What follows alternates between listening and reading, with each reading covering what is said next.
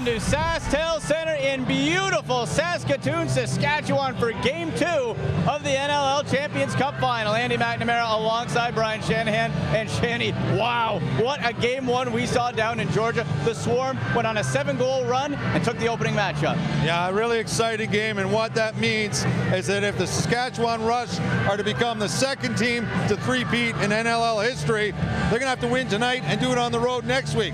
Otherwise, the highest scoring team in the history of the NLL is going to win their first championship, the Georgia Swarm. Well, a big X factor is going to be right here in this building. It sounds like there's 50,000 strong inside SaskTel Center, and the Rush during the regular season, 8-1 at home.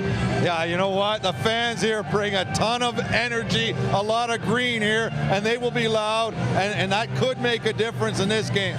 Well, returning factor for the Swarm last week was the captain. Chris Corbeil returned after a 5-week layoff, lower body injury.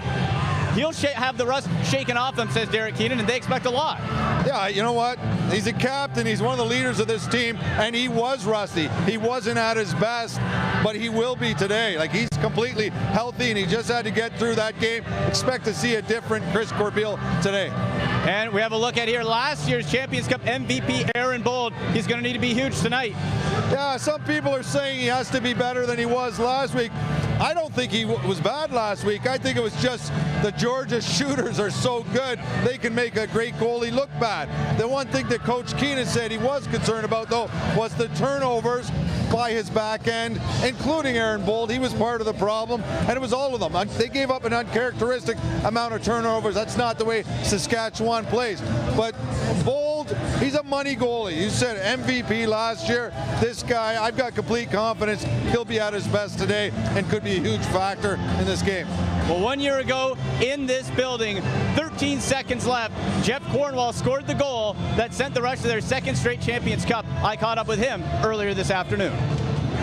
All right, Jeff, 1 year ago in this building, you had that historic game-winning goal. I had the honor to call it. Blew the roof off this place. Now, you won't have a chance to win the Champions Cup tonight, but to extend it to a Game 3, what's it mean to be back here in this building for another Champions Cup final? It's huge. We're looking forward to the excitement that the crowd's going to bring. It's nice to play at home. That's like a big focus for us is getting back home, playing games here. We have a pretty solid record here, and a lot of that's attributed to the fans that we got cheering us on and bringing us up when we need a little bit of a momentum swing. Now, you hear the phrase home advantage, home turf advantage, and it's cliche, but in this building, regular season, you guys are 8-1. It seems like it really does make a difference. What feeds you? Is it the energy? Like, what makes this place so special? A big part of it is the energy. It's whenever you make a good play, you hear about it not only from your teammates and the coaches, but you hear about it from the fans as well. Another big thing that the fans really like to do is whenever we're playing defense, they're nice and quiet. We get a good opportunity to communicate on the floor, talk to each other. We can hear each other really well. And when our team goes up on offense, they're super loud. And I can only imagine playing as a defender when you can't hear what the guy next to you is saying. So it's really helpful when they're involved in the game and they make a big impact like that. That was Jeff Cornwall from the Rush. Shanny switching to the Georgia Swarm. Their scoring is prolific, but their defense is underrated. Yeah, they do have an underrated defense. You know, they've been pretty impressive this year, but really, it is the offense that has been the difference for this team. And one of the reasons they are so good is the 7 guys that play offense, every one of them scored more than 20 goals. That's the first time that's happened. They get contributions from everyone, including this big guy, 6'5", 215-pound Kyle Matisse, who had 3 goals and 2 assists last week. Another one of the guys that chipped in. Shanny, then there's the human highlight reel, Lyle Thompson. Oh, yeah. Lyle Thompson, 116 points this year in his second year in the NLL. The #1 pick before last season, really emerged as a superstar this year. He will win the MVP for the regular season because not just because of the beautiful goals he scores. If you talk to anyone from Georgia, they will say the reason he is such a great leader, he does all the dirty work too. He's the hardest working guy in practice. In games, he checks, he puts pressure on defenders. He does all the little things, throws picks. And when your superstar does all the little things so well, so hard, everybody has to follow suit. And that's the reason these guys are where they are now. 116 points in the regular season for Lyle Thompson. Now, there's a lot of youth, but some veteran presence. Jordan Hall, big difference maker in Game 1. I spoke with him earlier today. Jordan, this Swarm team is so unselfish when it comes to sharing the ball and divvying up the record number of goals this season. Tell me about the chemistry and how this group has grown together over the year. Yeah, being a new guy on the team, you know, you feel like the new kid in school, but everybody welcomed me, and then it's just a group that's really unselfish. I've been in the league, I think, 9 years now, but honestly, I don't think there isn't a guy out here who doesn't set picks, who doesn't cut the middle, who doesn't do all the little things, and I think that's why we scored so many goals. Well, you mentioned being in the league 9 years, and this is one of your best personal seasons ever. What is it about this place that makes it kind of the fountain of youth for you? I mean, I started with Eddie, and Eddie knows my style of play, and honestly, I've said it all year, I feel like I'm just chaperoning a school dance. Everybody's a little bit younger than me, but they're really talented. I just try and get them the ball. And this team proved in Game 1 it's never truly out of a game. What does Georgia have to do to hoist the Champions Cup at the end of the night? Yeah, I think it'll be the little things. It's just every shift. We know we're going to expect a lot out of Sask tonight. They're a very talented team, and they're playing in front of a wild crowd here. So it'll be tough for sure, but I think it'll just be every shift doing the little things in these big games. That was Jordan Hall. It is go time, folks. Game 2, Rush versus Swarm, coming up. Stay tuned.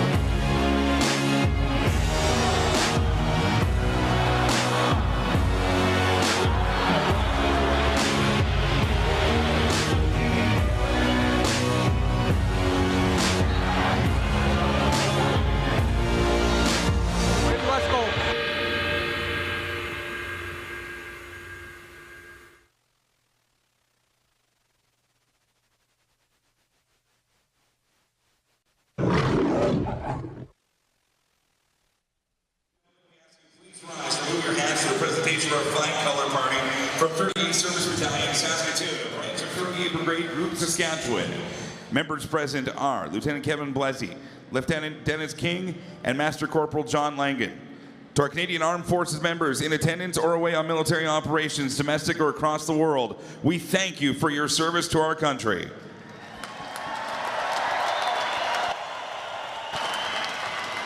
And now, Rush Nation, please welcome Trevor Wingerter to perform tonight's national anthems.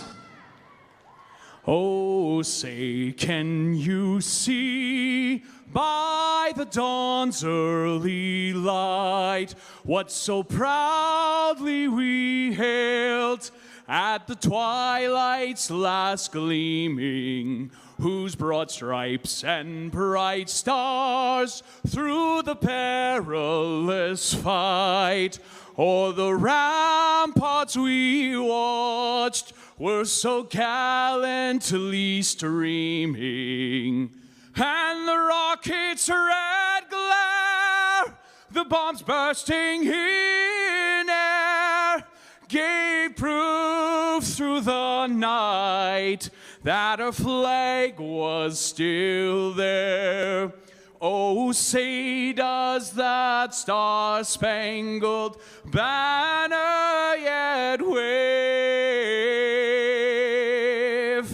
o'er the land of the free and the home of the brave.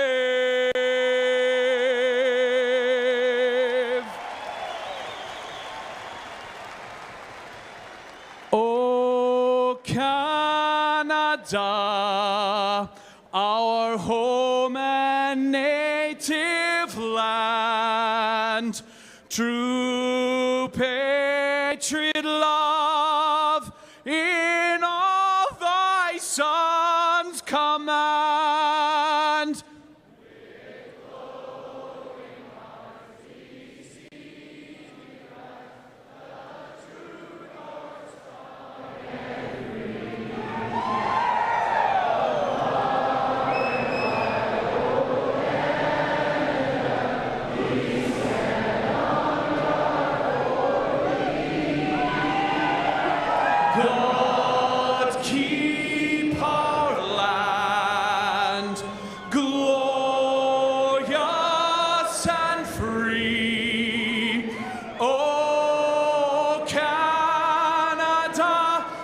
stand on guard for thee.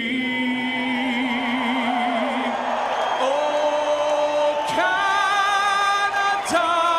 we stand on guard for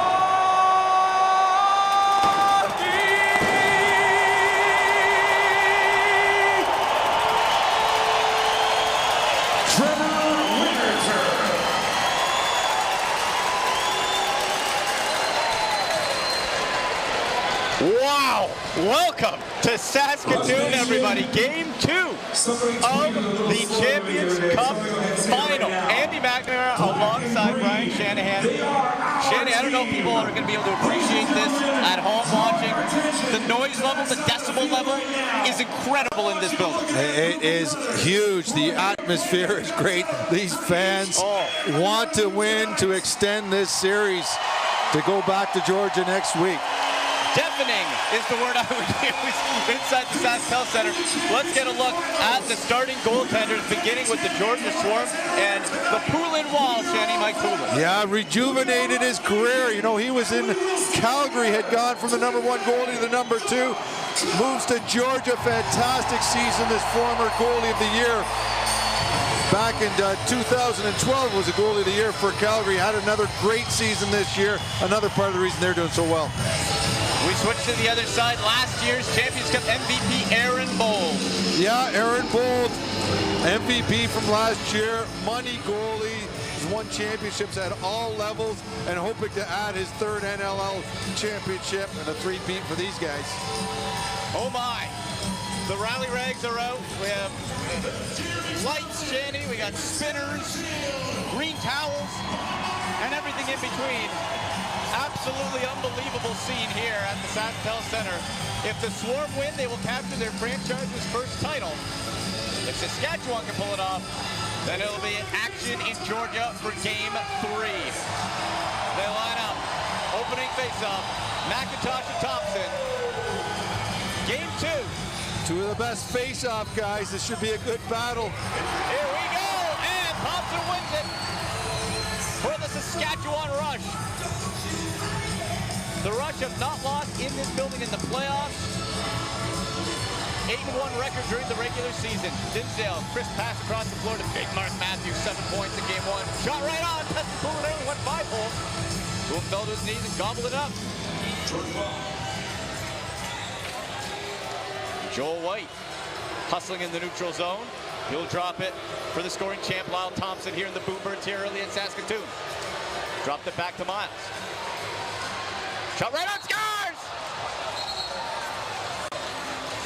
And Georgia strikes first. Well, that was Randy Stats scoring his first goal of the game, and this Georgia team, they are so good at making the most of their chances. Great shooting percentages. Every guy we talked about in the opening on offense can shoot. This guy was Rookie of the Year last year. Great reach. And this is why I think they are so dangerous. Every scoring chance they can make the most of. Stott strikes first. And another face-off won by the Rush. There's McIntosh. You know, Andy, I was looking at the shooting percentages of the top players on both teams, the 7 offensive guys. And as of now, Georgia's at 23%, Saskatchewan's at 17%. So if the shots are even, the way Georgia's shooting, they're at an advantage. Yeah. Illegal pick coming back the other way for the Georgia Swarm. Hustling over Ethan O'Connor. Plants that foot, puts it back the other way, scores again! Johnny Palace with a bullet. 2-0 Georgia. Well, not the start Saskatchewan wanted. And we talk about the offense from all these guys. Johnny Powell, another great player. 7th year in the NLL. He's only 24 years old. He only played 10 games for these guys. Actually, both of those players who've scored so far sat out some games because of concussion problems. And 2 guys back in the lineup make a difference to start. 3 face-offs, and all 3 have been won by Saskatchewan. Rush trying to get on the board here. Swarm have been notorious slow starters this entire season, being outscored 59-58 in the regular season and 9-8 in the postseason. Well, what they've done so far is they've taken this crowd out of it. Church was crushed, and it will be Saskatchewan ball again. McIntosh got rid of it to Mark Matthews on the right wing. Matthews spins free, looking for help. There's a slot, too hot to handle it. Just bobbled out of the stick of Adam Jones.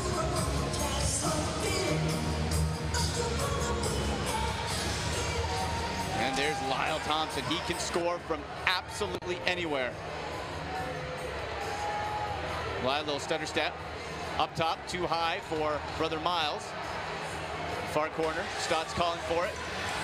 And he clicks. Shane Jackson. Cross check to the face. Letting him play here are the refs. Jeremy Thompson now. Up the floor, pulls him back. Sidearm whip. Stoned by Poulin.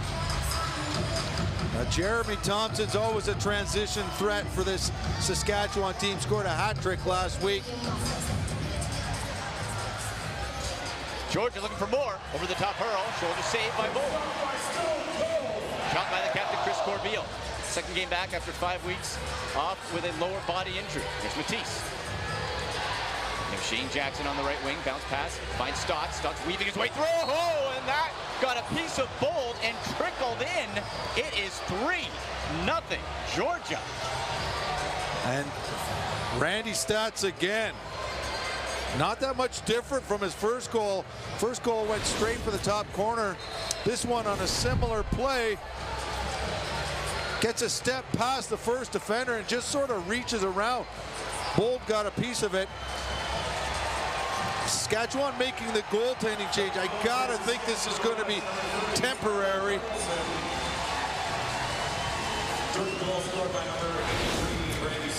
Tyler Carlson in the net now. Try to switch things up a little bit. You have to at this point. There's no tomorrow. If Georgia wins, it's champs. There's Ethan O'Connor. Shane Jackson directing traffic. Matisse on the floor now too.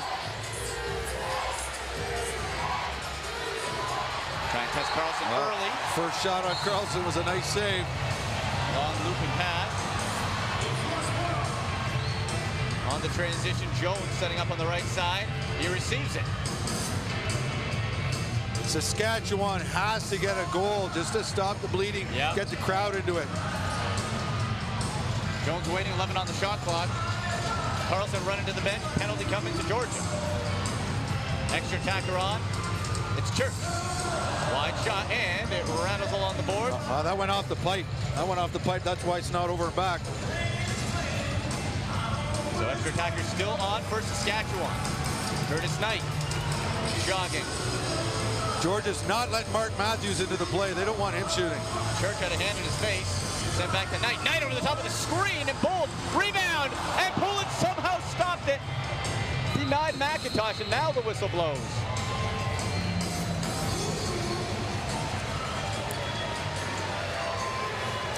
Well, this is exactly what Saskatchewan needs as a power play.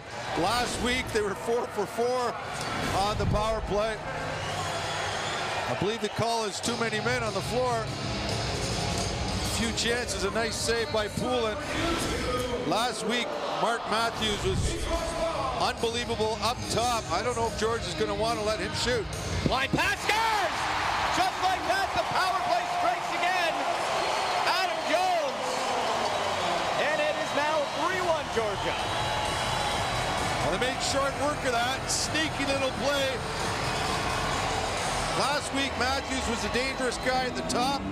He walked in as much as they let him do and scored a few goals on the top of the power play. This time, Jones sneaks right in, a quick pass and quick underhand shot to the top corner. And Shanny, we were talking about earlier, special teams so important in this game because it has been so one-sided for Saskatchewan. Now we're back at even strength. Lyle Thompson, or Robert Church with the assist on that goal. Lyle Thompson trying to set the pick over to Powers. Powers got rivet to Jackson. Chris Patton from the ball and spinning around. And the rush, galloping up the floor.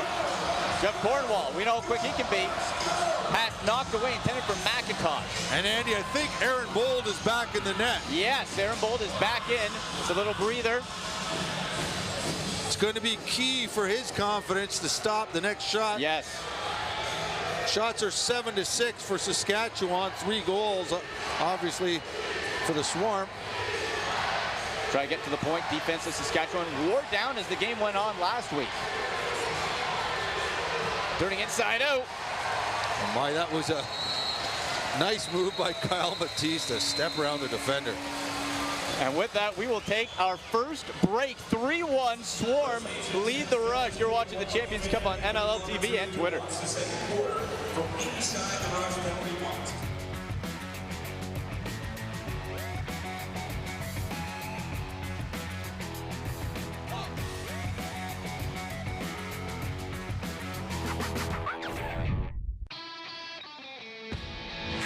Missed the action in the NLL last weekend? Maybe you want a little analysis. Mia Gordon and Tyson Geik break things down twice a week in the NLL's flagship show, The Box. Catch all of the highlights, scores, and exclusive interviews in both our pre- and post-game episodes every week on NLLTV.com.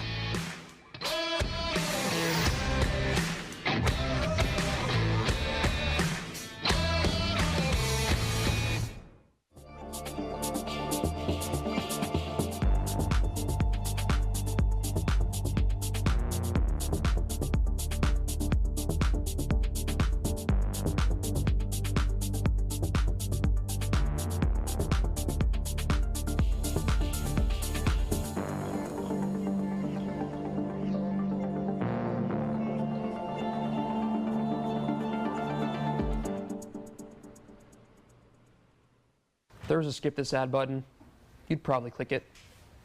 If Shrinking took an already great head and made it even better, you'd probably buy it. I need a coffee.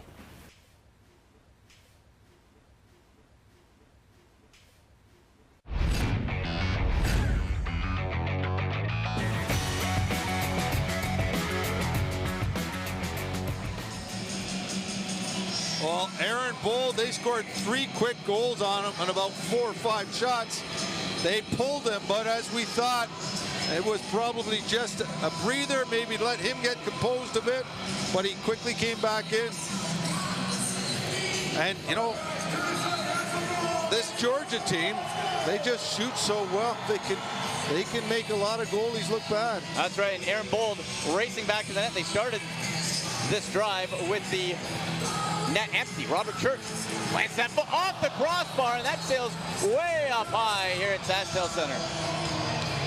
That's a couple of pipes saving Mike Poulin. Yeah. 3-1 to score. First quarter, game 2 of the Champions Cup. Mark Matthews. His shot was blocked, and Georgia, you can see an obvious concentration. It's a race here. Curtis Knight, the scoop up, trying to keep it away from Connor Sellers. Nice speed by rookie Connor Sellers to put some pressure on him. Mark Matthews, 7 points a week ago. McIntosh, he threaded the needle, diving, and Poulin somehow stopped it again. Back to Jones. The rush peppering, sidearm whip off the backboards. There'll be an over and back. That was a nice save by Poulin. Mike Poulin has been sensational. Only goal for the Rush so far coming on the power play. And that was from Adam Jones. Shots 9-6 in favor of the Swarm. And Jackson got rid of it. Over to Paulus. Johnny Paulus. 3-quarter shot, and Bold snared it with his shoulder. Good save by Bold. Since coming back, he's made a couple of big saves. And Rubish battling there with Johnny Paulus. Mike Poulin with the snap outlet pass to Lyle Thompson. You know the stats by now, 116 points. Johnny Paulus on the right wing, trying to center up 15 to shoot. Whoa! And he's tackled by Mike Messenger. Absolutely inhaled by number 8. There's Delps the other way, right into the belly of Poulin. Oh, that was a huge hit by the rookie Mike Messenger. The guy has had a great season. He is a monster on defense. Good transition. Started A great transition opportunity for his teammates. Yeah, Jackson felt all that 203 pounds of that wallop. Pass got redirected, intended for Miles Thompson. Hold on now. Here's the rush on a breakaway. It's Hossack. Hossack. Stutter step and just ran out of real estate. Oh, what a beautiful play. That's a couple of big efforts by Saskatchewan, by the youngsters. And Mike Kulich, he's keeping this team in the game. Couple of rookies contributing. This time it's Matt Hossack. Great effort just on the pickup of the loose ball. And then a nice try offensively. I'm sure they would like to bury a couple of those chances. And Shanny, it sounds like we're going to have a penalty shot here. Oh! We have a penalty shot right now. And it's going to be Ben McIntosh for the rush. Now, I warn your ears, everybody watching. If the Rush score here, turn down the volume for a moment because this place will explode. There's McIntosh. Lines to the left. Poulin snug in. McIntosh over the top and stopped by Poulin. Remains 3-1. Poulin gave him absolutely nothing. McIntosh set up the move. McIntosh set up the move. He was hoping the goalie was going to come out, but he didn't bite, and really there was nothing left. And that penalty shot was because the player on Georgia interfered with the breakaway. And even though it was Hossack who had the chance, McIntosh can take the penalty shot. Jeremy Thompson, slips and fell after he took the face-off. And he's up with no harm. You always worry when those non-contact falls happen. There's Robert Church on the left wing. Rush have thrown everything they can so far at Mike Poulin. Mark Matthews.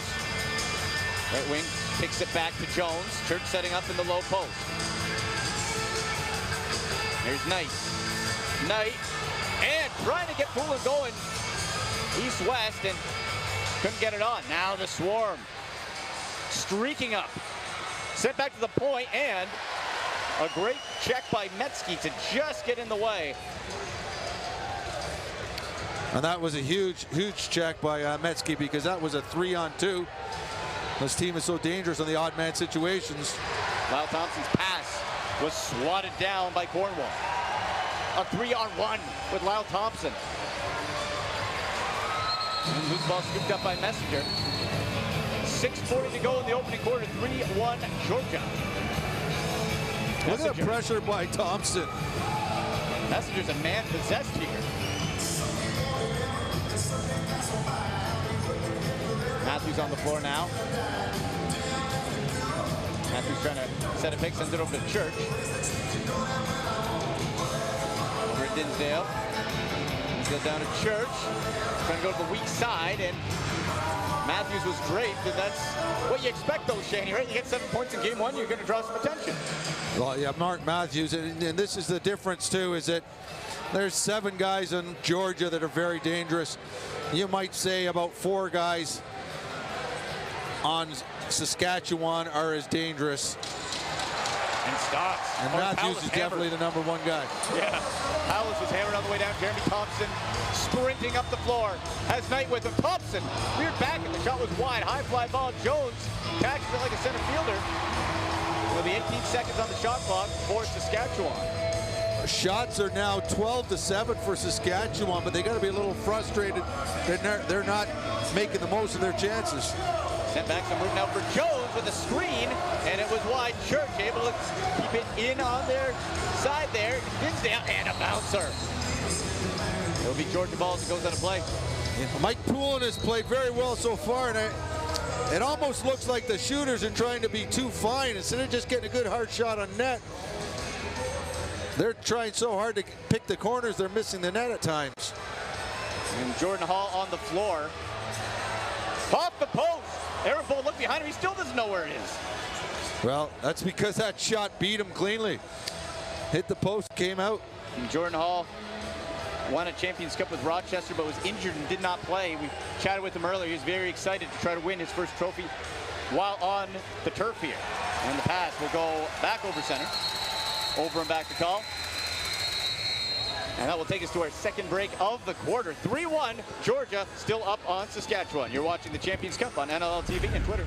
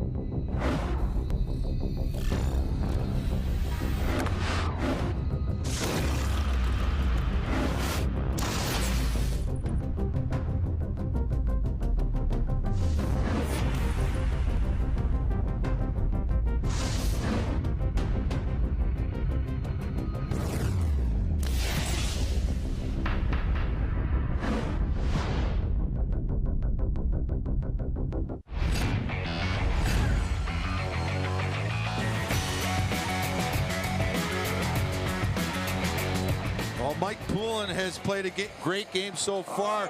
12 shots and just 1 goal. And a few minutes ago, he saved a penalty shot. So let me clarify why that was a penalty shot. The player who interfered with the breakaway was the guy who was too many men on the floor. Here's the penalty shot save. So it's not just that there's too many men on the floor. It's the guy who's the extra man interfered with the guy who was going on a breakaway. Robert Church scores! Robert Church playing at that foot and rattle around the bottom of the cage. And the Rush pulled it within 1.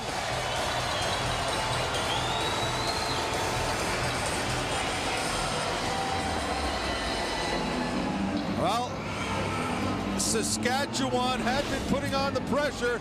Nothing to show for it. They were getting fined in their shots, and maybe it works this time because this one goes off the inside of the post in the net. And not that anyone thought they were out of it. Jeremy Thompson. Oh, he almost had another. He went 5-hole. Man, he is dangerous when he wins those face-offs cleanly. He is, and he's won, if not all of them, Shanny, just about all of them. But it's not just that he wins it cleanly. And makes a play. That's a good Pick save. up the rebound, Messenger. Mike Messenger hustling over center. There's Ryan Keenan on the floor. And McIntosh trying to set up in the low post there. Keenan swerving around, 15 to shoot. Martin Matthews' pick was a little too aggressive. Saskatchewan loses the ball. There's Stotts shuffling in on the left wing. Miles Thompson trying to set a screen. Back in point for Lyle. And scores! Wow, pinpoint accuracy. Lyle Thompson, top shelf. My, what a shot. Oh. And it's just scary. The weapons that these guys have and the shooting ability that they have. And Lyle Thompson, the player who's going to be the MVP for the season, just drills at the top corner. I don't think there is much Aaron Bold or any goal he could have done on that shot. And it's not just the power, Shane, it's the accuracy, right? Like, just the placement. Yeah, good job by his teammates setting up the screen. Enjoying the conversation on Twitter using hashtag GA versus SAS and hashtag Champions Cup. Curtis Knight in space and say illegal cross check there. Be Georgia possession now. Well, put back in an over impact. Hit Jordan McIntosh. Yeah, at the back and went back into Georgia's zone. Just a miscue. He caught that ball over center and dropped it back on the other side of center. 3 minutes even to go in the opening quarter. There's Robert Church. Unload, Dinsdale. Thread the needle, McIntosh scores! Ben McIntosh ties it up. Now this one looks similar to the ones that Randy Stotts scored. Reaching around a player the last second to change the angle of a shot. Ben McIntosh, one of many players on the floor who's won the Rookie of the Year, reaches around and beats Mike Poulin. 2:42 to go in the first quarter, and now it is 4-3 Georgia. And number 32, Matthew Dinsdale, with 2:48 left in the first quarter. Once again, Dinsdale gives it to Knight. Now Knight getting pushed back to the line. 11 to shoot. Tried over the top. Dinsdale had his stick knocked. Great play by O'Connor. 4 on the shot clock. Right on rebound. A fresh 30 for Saskatchewan. That's a big reset. Only a couple seconds were left on that shot clock. That shot was just to try to get a reset. They got it and got the ball back. Mark Matthews trying to create some space, diving from his knees. Would have been a crease violation anyway. Ryan Keenan. And now the Swarm coming back under 2 minutes in the first quarter. Shane Jackson takes it at center. Do you get the feeling we're going to have 30-plus goals again? Shanny, I don't know what to expect between these two teams. The 1 and 2 seeds is exactly what you want. The two best teams in the final. That's what we have here. Shane Jackson, 2 out to handle for Lyle. Pressuring him, Hossack. Tried for a skipper along the goal line. Picked up by Aaron Bold, who seemed to have settled down after some early jitters.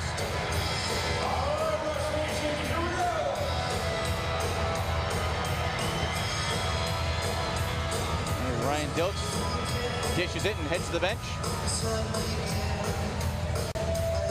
There's Dinsdale again on the left side of McIntosh. Looking for some room to the right.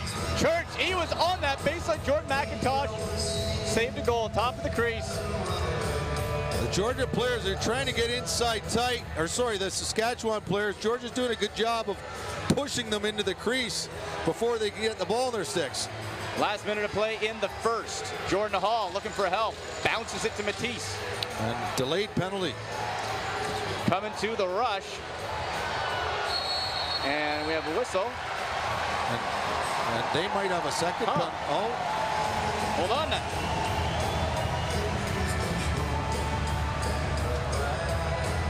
We have Adrian Soroketti headed to the bench. All right. 41.3 seconds left in the first quarter. This means it's a rush to count penalty kill.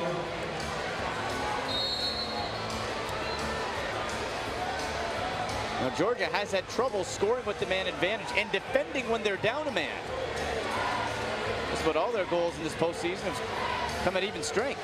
They 28 really seconds. Haven't needed the power play. No, and whoa! Just as I said that, left Thompson makes it 5-3 with the man advantage.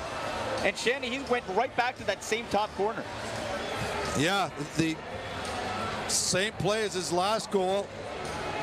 And this time he had even a little bit more room to step into it.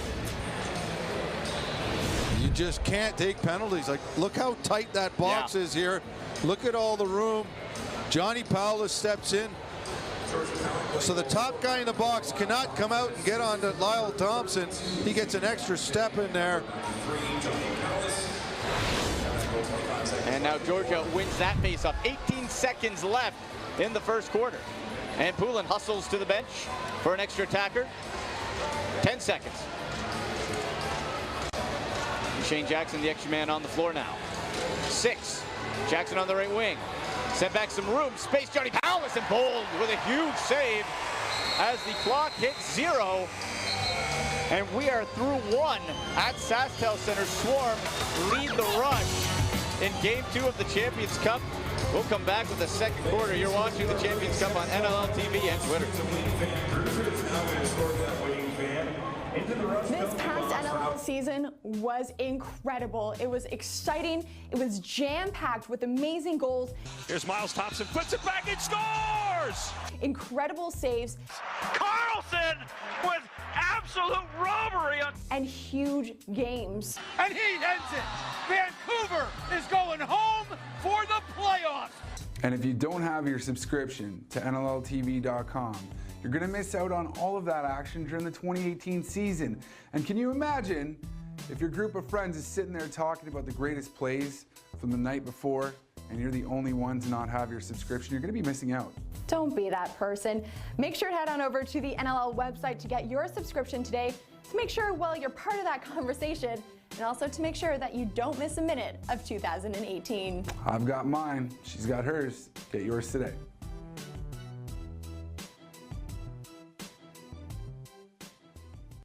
Gets batted down, picked up there by Georgia, inside feet. Thompson backhander scores! Wow! Wow is right. That's a phenomenal goal.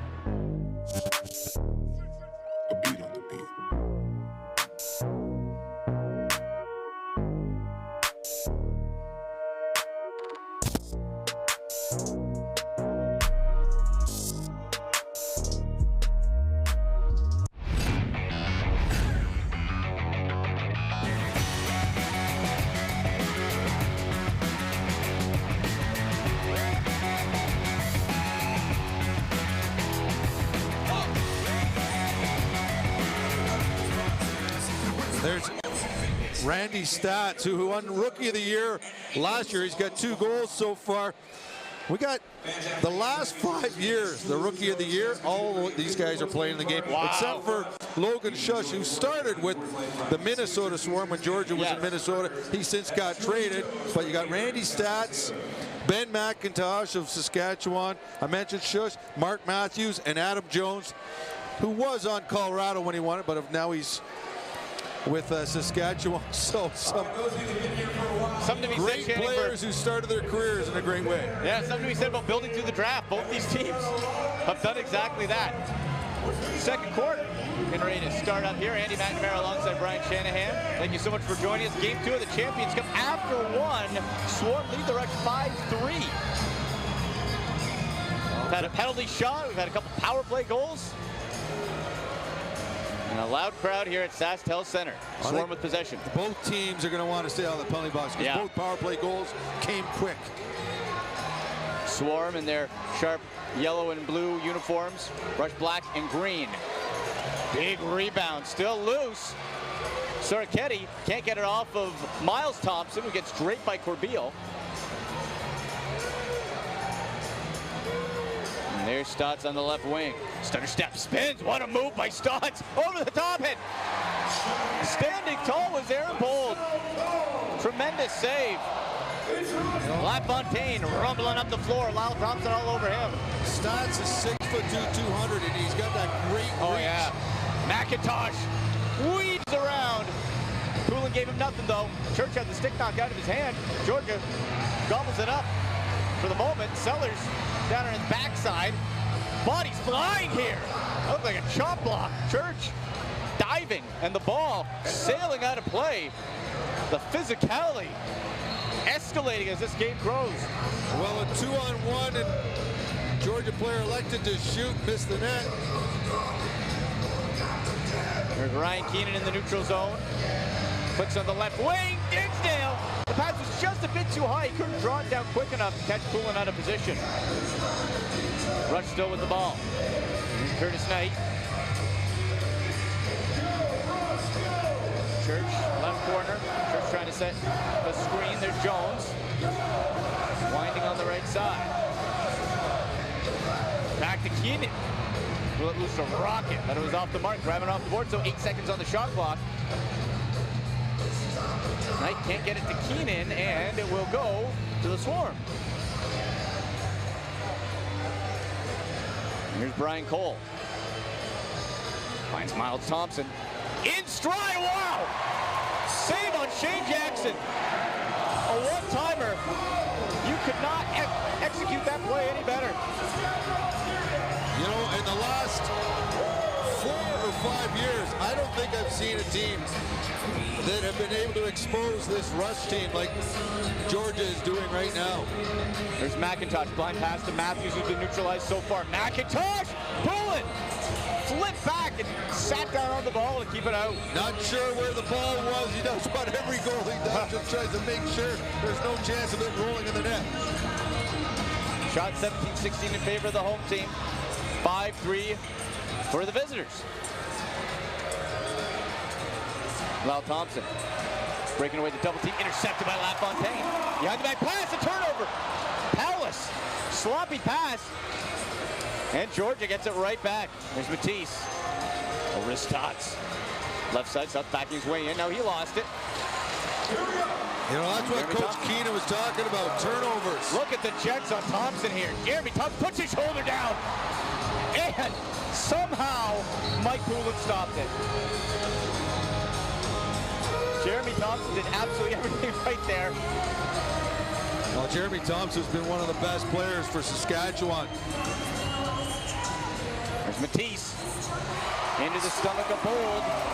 Looks like he has his confidence back. Rubish. And there's Miski, who's waiting. Gives it tonight. Crowd chanting, go Rush, go here in a sold-out Saskatchewan Center. It's Adam Jones. Even trying to create some space for him. Doesn't see anything he likes. Oh, a lot behind that shot, but Curtis Knight getting tied up by Sturos. Yeah, the rookie Sturos just does a good job to make sure Knight can't get that loose ball. Knows that the shot clock's in his favor if Knight can't pick it up. Lyle Thompson receives. Scurrying on the near boards. Dilks on him. Stotts trying to create some interference. Gives to Stotts, was a wide open look. Over to the weak side, Jackson. And Bold to a knee. These goalies are putting on a show, Shanny. Rush back the other way. Mark Matthews has been kept on the outside. One of the better swim moves in the NLL, but Georgia obviously focusing in on it. Dinsdale. Keenan was calling for it inside for Jones. What a sidearm shot, but no traffic in front of Poulin. Under 10 minutes in the first half. An underhand shot. That was gorgeous. Turned aside. And now Jeremy Thompson, full head of steam. Has Messenger with him. He'll hold back. Give it to the big guy, Mark Matthews. Quarterback to this offense. We haven't had a goal yet this quarter. No. Knight making some room for Church. Avoids the double team. Went high, but it was wide. And Georgia now coming back the other way. There's McIntosh, the captain. To the left. Ricochets off the boards and goes to Saskatchewan. And that was a 3-on-2 play. Looks like going the other way too. Keenan and scores! Ryan Keenan with the fake! And puts it by Poulin. 5-4 Georgia. 3-on-2s going in both directions. Coach's nightmares. But Georgia came down, wasn't able to score. Ball goes back up the floor. Keenan's the man in the middle on his 3-on-2, elects to shoot and puts it in. Looks for his options here, decides this is his best one, and it was. They have Messenger and Sellers taking this face off. And Messenger still loose. He's supposed to scramble. Rubish going after and tossed it to LaFontaine on the far side. Jones and Matthews. Jones from far out. There's Church. And McIntosh with some space. Unleashed some fire back to Dinsdale. He pulls it back. Had a moment, didn't like his selection. Looked like he had an opening. I'm surprised he didn't go for it. 3 to shoot. Yeah. 1, they're just gonna have to get rid of it here. Yeah, in hindsight, with not late in the shot clock, I don't know why Dinsdale didn't go for the net earlier. We'll step aside for a moment. Don't go anywhere. 5-4 Georgia up on Saskatchewan. You're watching the Champions Cup on NLL TV and Twitter.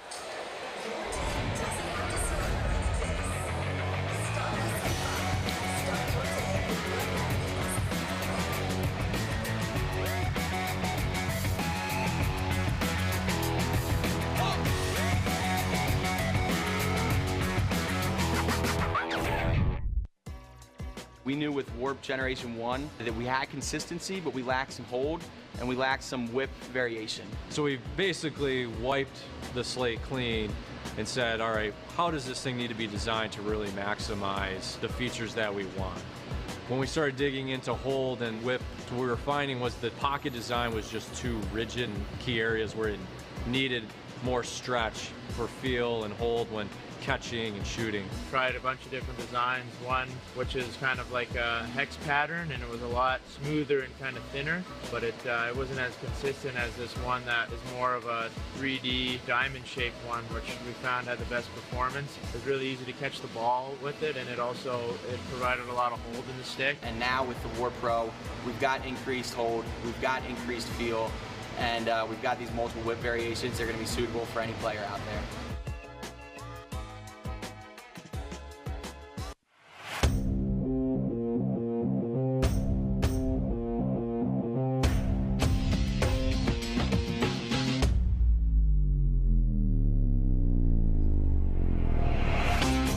If you're a player looking for a lightweight head that delivers power and control, string up the Under Armour Command Low.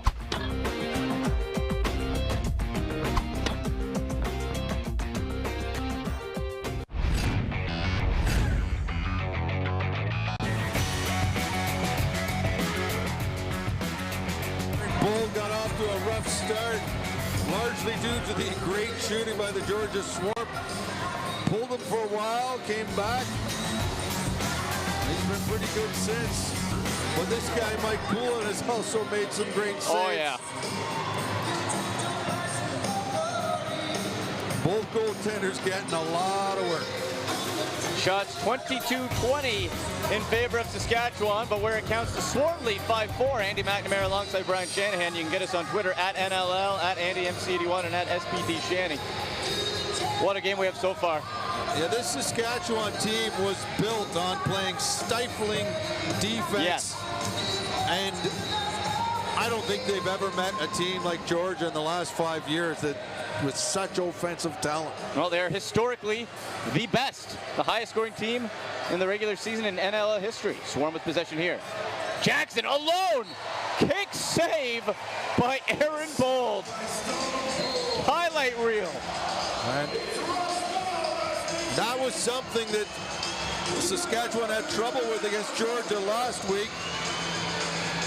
The slip pick. Guy throws a pick, goes right to the net, and that's another nice save by Bold. Mark Matthews finds some space. And it looked like he got the pad and just bounced off the boards. Swarm coming the other way here. There's Matisse. Defense back on for the rush. Ernie Stotts goes a couple tonight. With Matisse 6'5", was a monster. Miles Thompson going far side. Look at the speed by Jeff Cornwall. We saw that last year, Shanny. The man who scored the winning goal last year. Yep. Yeah. And Dinsdale, Cornwall will head off. Robert Church on. He receives from Jones. There's Matthews. And, whoa! We talked about a save by Bull, up a one by Poulin, another one by Poulin. As Matthews fed the one-timer. Yeah, that was Matthew Dinsdale getting a great chance. And I don't know, did Poulin save that or did he miss the net? I think he got a piece of it. And then he came right back and made another tremendous stop. Dueling goaltenders. Left side for Matisse, 9 seconds on the shot clock. Matisse over the top, and it would have been a crease violation anyway. Rush ball, LaFontaine starts it up. Powers his way to the net, Matisse does. LaFontaine scoots in, over the top to Jones, count it!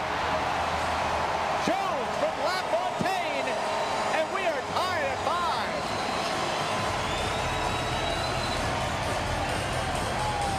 And this is the loudest this crowd has been since that first goal that Georgia scored to quiet them down.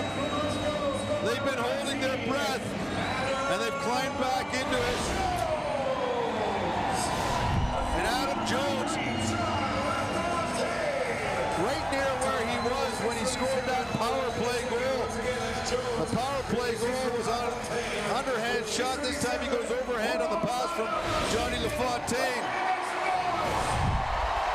Shanny, I wish there was a decibel reading instrument here, because I think it would challenge anything the Guinness Book of World Records has.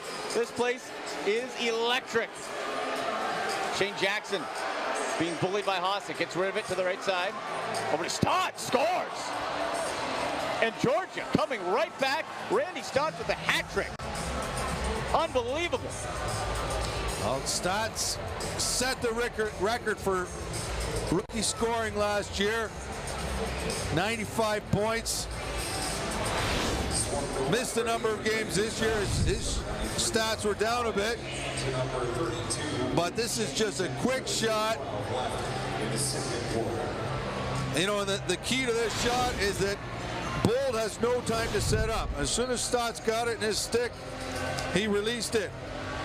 And that's a quick response after Saskatchewan battles. Oh my. He came right out of his neck. Got tangled up. Loose ball scramble at center. And McIntosh. Have a Wild West here in the prairie. Man. Two Saskatchewan players. I think they were afraid they were going to run into each other. Both of them left it for the other, and neither one of them got it. Jordan Hall. There would have been an empty net. Yeah. If they had. Coolin came way out. Tried for the sidearm skip. That kind of knuckle. Bull got enough of it. And LaFontaine on the left. Knight comes onto the floor. Mark Matthews gives to Knight. That right wing. 12 on the shot clock. Into the neutral zone for Keenan. Matthews over to Church. 5 to shoot. Back to the big guy, Matthews. And it's picked up. And rolling up the floor there is O'Connor. Connor waiting for help. Miles Thompson on the floor, as is Paulus. And Mark Matthews is stuck on the floor. He couldn't get off there, or it would have been a breakaway by O'Connor. But you offense like this, they try to pick on offensive players. They get stuck on D. Went high and wide off the backboard. And then there's Mitski. Oh, and Saskatchewan's going to get a penalty for too many men on the floor. All right. Cheating just a bit. So while we sort that out, we'll take the break. 6-5, Swarm lead the rush. You're watching the Champions Cup on NLL TV and Twitter.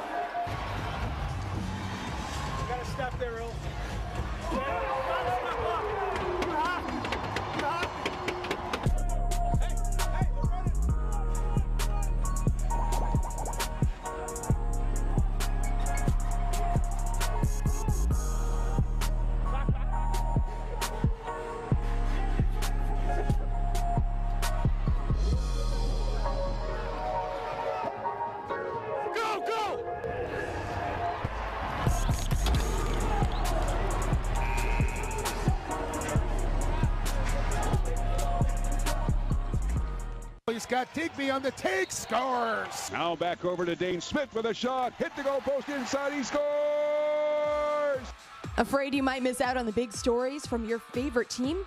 Well, not to fear, the NLL newsletter is here. All you have to do is subscribe to the new NLL newsletter, and you'll get weekly updates from everything that is happening around the league. What are you waiting for? Subscribe today.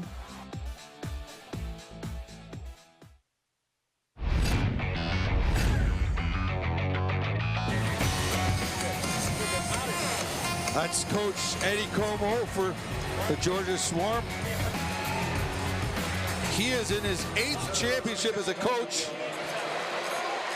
5 of them as an assistant coach with the Toronto Rock early in his career when he was with Derek Keenan, the other assistant coach.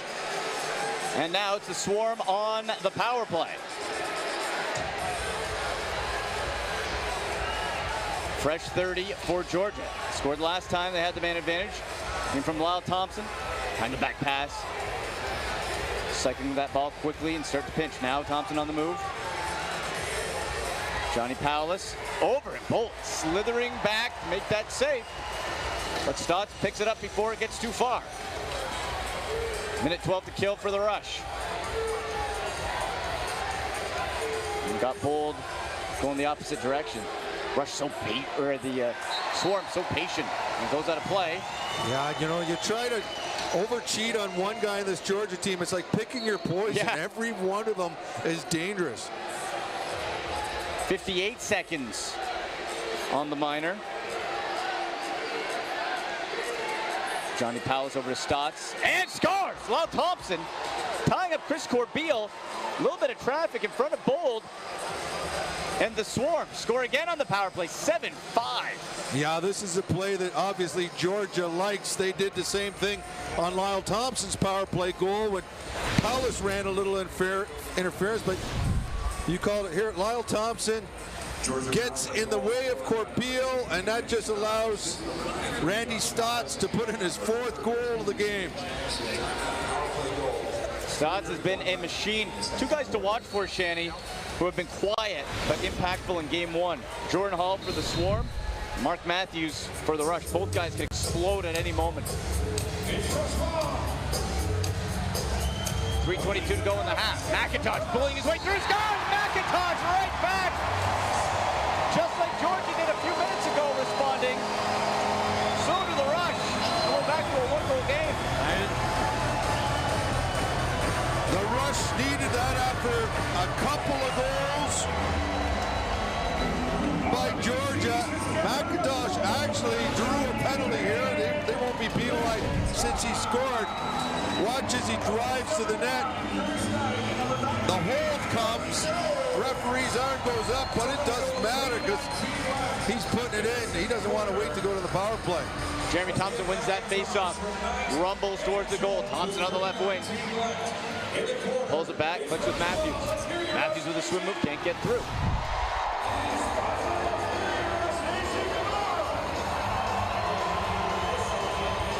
There's Matthews. And it got tied up with Dinsdale. Couldn't field it cleanly. Over to Church. 5 on the shot clock. 4 now, needs something. And the one-time swoop did not click. It will be Georgia ball. It's a bit too high for Jones. Cole gives it to Lyle Thompson. Thompson up over to Matisse, and Bull gets his shoulder in. Matisse snuck in behind. Matisse is on the wrong side of the floor, but with his reach, he can almost make it the right side. Right. At 6'5" wingspan. McIntosh! Oh, yeah. And McIntosh doesn't like that. I like that he's trying to make the aggressive picks. You got to push the envelope on it. Sometimes you get called, sometimes you don't. I thought they were going to get away with that one. Fans don't like it. A crushing blow. 7-6 Swarm. 2 minutes even left in the half. Pass too high for Jackson. And Mitski all over him. Swarm still keep it up though. From the point. And Bull got just enough of Thompson's shot. Here's Stotts. Fresh 30. Redirected before it can get to Lyle. And this is another reason why Lyle Thompson is so good. See him hustle for that loose ball. Complete player. 116 points and you're still doing all that. And that got a post. That got a post. My. Randy Stotts almost at 5. This defense has been on for a while. Getting worn down. We saw that in game 1. And would have been all alone with Jordan Hall. It was too high for him, though. And Jordan Hall, yeah, he had all kinds of room there. Minute 20 on the game clock, 15 on the shot clock. That ball will go into the first row here at SaskTel Center. This is the dangerous part about playing Georgia. You try to double team on one guy. They are so good about moving that ball that somebody else that gets wide open. So unselfish a team. They don't care who scores. Last minute of play in the half. Went for the sidearm whip, ignite. And this time Saskatchewan gets a break on the push. They'll get the ball back. 55 seconds. Mark Matthews puts that shoulder down over the night, and that was close. That's a huge save. I don't know if it's so much of the ball might have actually hit Poulin, but wide open play. Cole being hacked by Dilks. And you watch now with 35 seconds to go, whatever team gets the ball next was going to call a timeout and pull their goaltender. Isabel Thompson left wing. Matisse sets a pick. Pulling back out. Trying to catch Bold moving the other way. Bold hugging that post. And it is Saskatchewan getting the ball, calling the timeout with 19.5 seconds to go. So they'll put the extra man on the floor and try to finish it with a 6-on-5. Try to tie this wild first half. Shanny, uncharacteristic for the Swarm to have this fast of a start. Just hasn't been their MO all season long. They're a much better second half team. We've seen they brought it. They fed off the energy in this building. They brought it early, and then the rest of clawed back. Yeah, they're just a team that can score in spurts, although they did do it against the Toronto Rock in their second playoff game. They scored a quick 3 goals to take a 3-0 lead and was able to keep the lead for the rest of that game. I think they're just a team that can score in bunches. Yep. And never out of a game. When you play, you just got to make sure the bunches are not 7 goals. You know, and that was a 3-goal bunch. That's manageable. 7-6 for the Swarm. You know what? This Saskatchewan team has been one of the best at executing 6-on-5 plays. They scored a goal against Saskatchewan last week, and over the years in the playoffs, many times I've seen this situation where they've cashed in on it.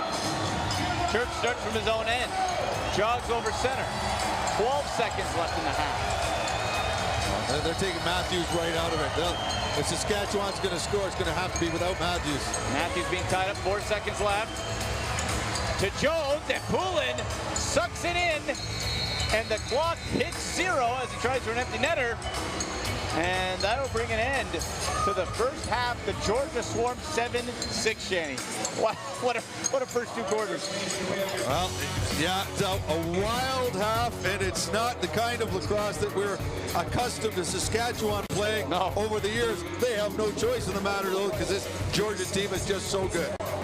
We'll step aside and come back with the halftime show. Don't go anywhere. Georgia leads Saskatchewan 7-6. Game 2 of the Champions Cup. You're watching on NLL TV and on Twitter.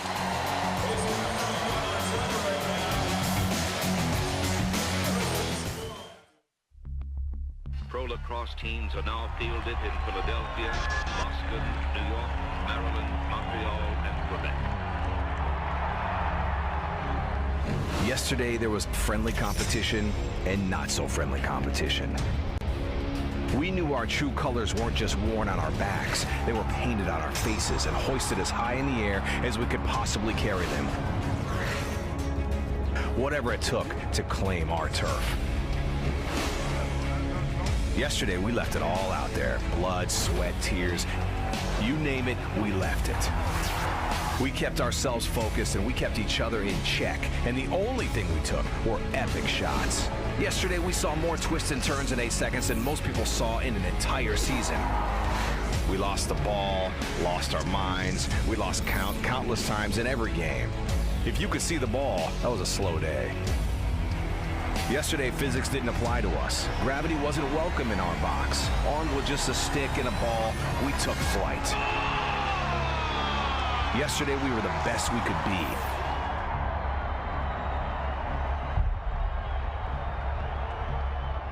Today is our day.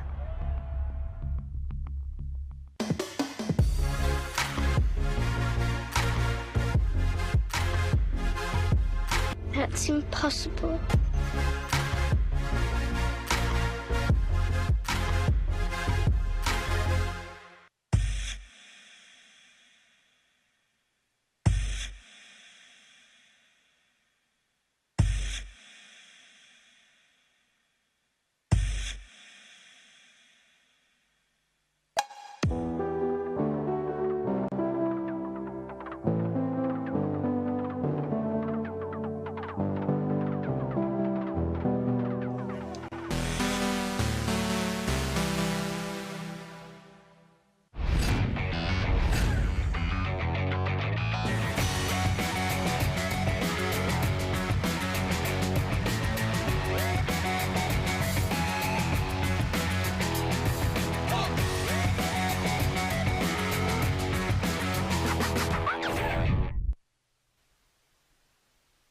Joining me now, Commissioner of the National Lacrosse League, Nick Sakiewicz. Nick, it was 1 year ago today in this very building, your first Champions Cup.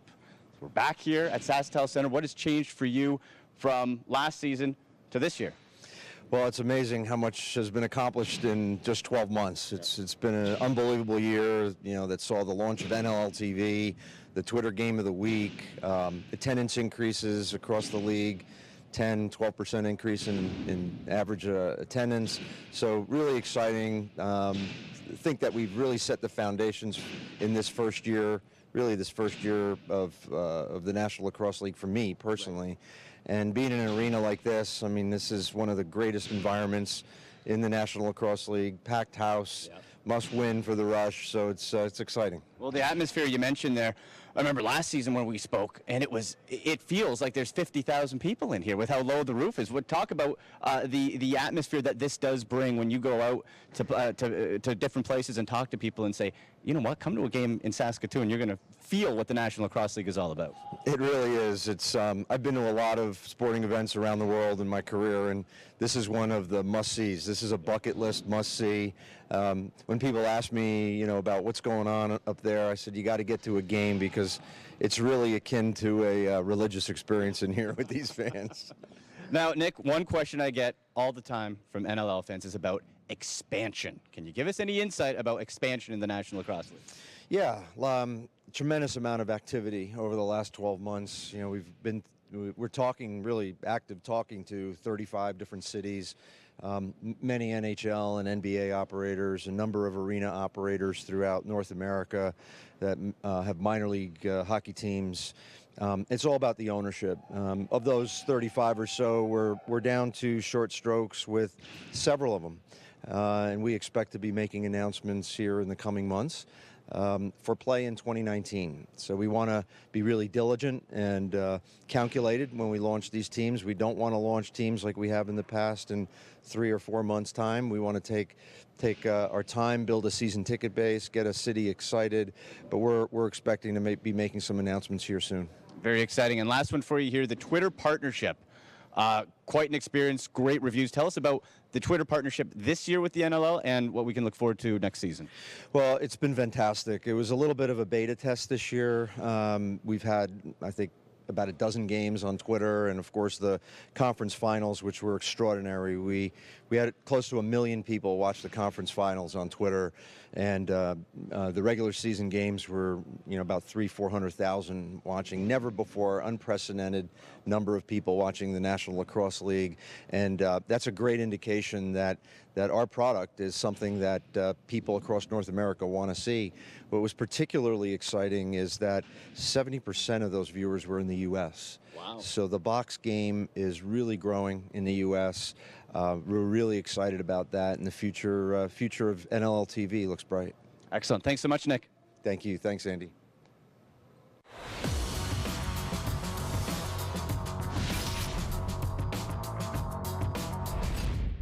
This past NLL season was incredible. It was exciting. It was jam-packed with amazing goals. Here's Miles Thompson, puts it back and scores! Incredible saves. Carlson with absolute robbery and huge games. And he ends it. Vancouver is going home for the playoffs. And if you don't have your subscription to NLLTV.com, you're going to miss out on all of that action during the 2018 season. And can you imagine if your group of friends is sitting there talking about the greatest plays from the night before, and you're the only one to not have your subscription? You're going to be missing out. Don't be that person. Make sure to head on over to the NLL website to get your subscription today to make sure, well, you're part of that conversation, and also to make sure that you don't miss a minute of 2018. I've got mine. She's got hers. Get yours today.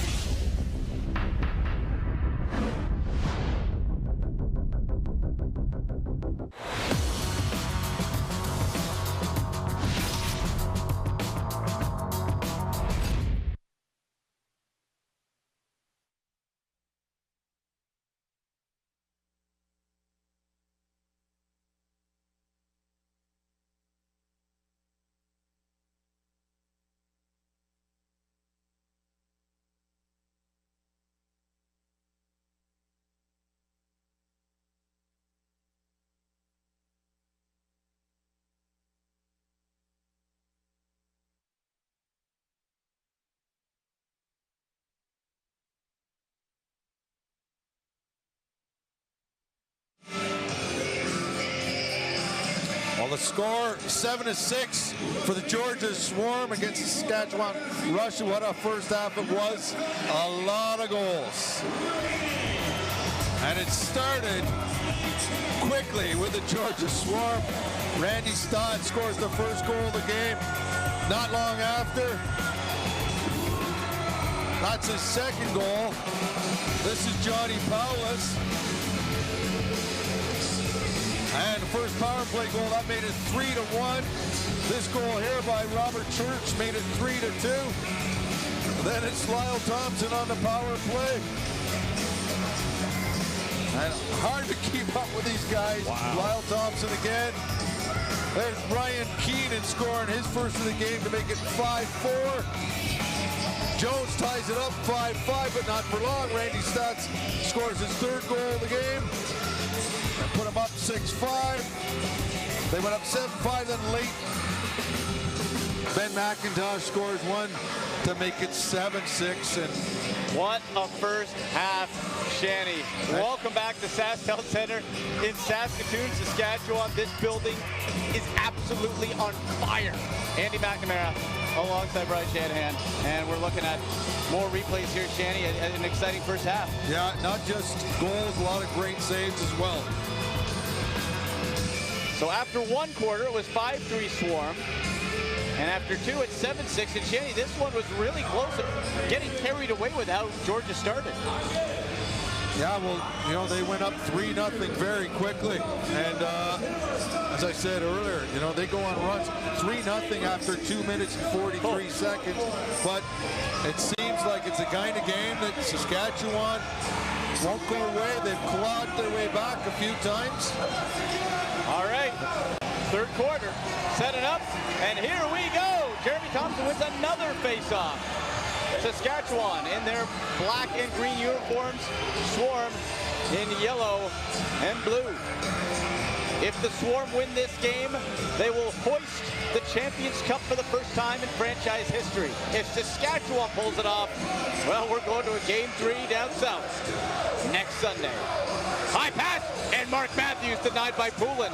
Matthews finally got an inch. He's been smothered all night.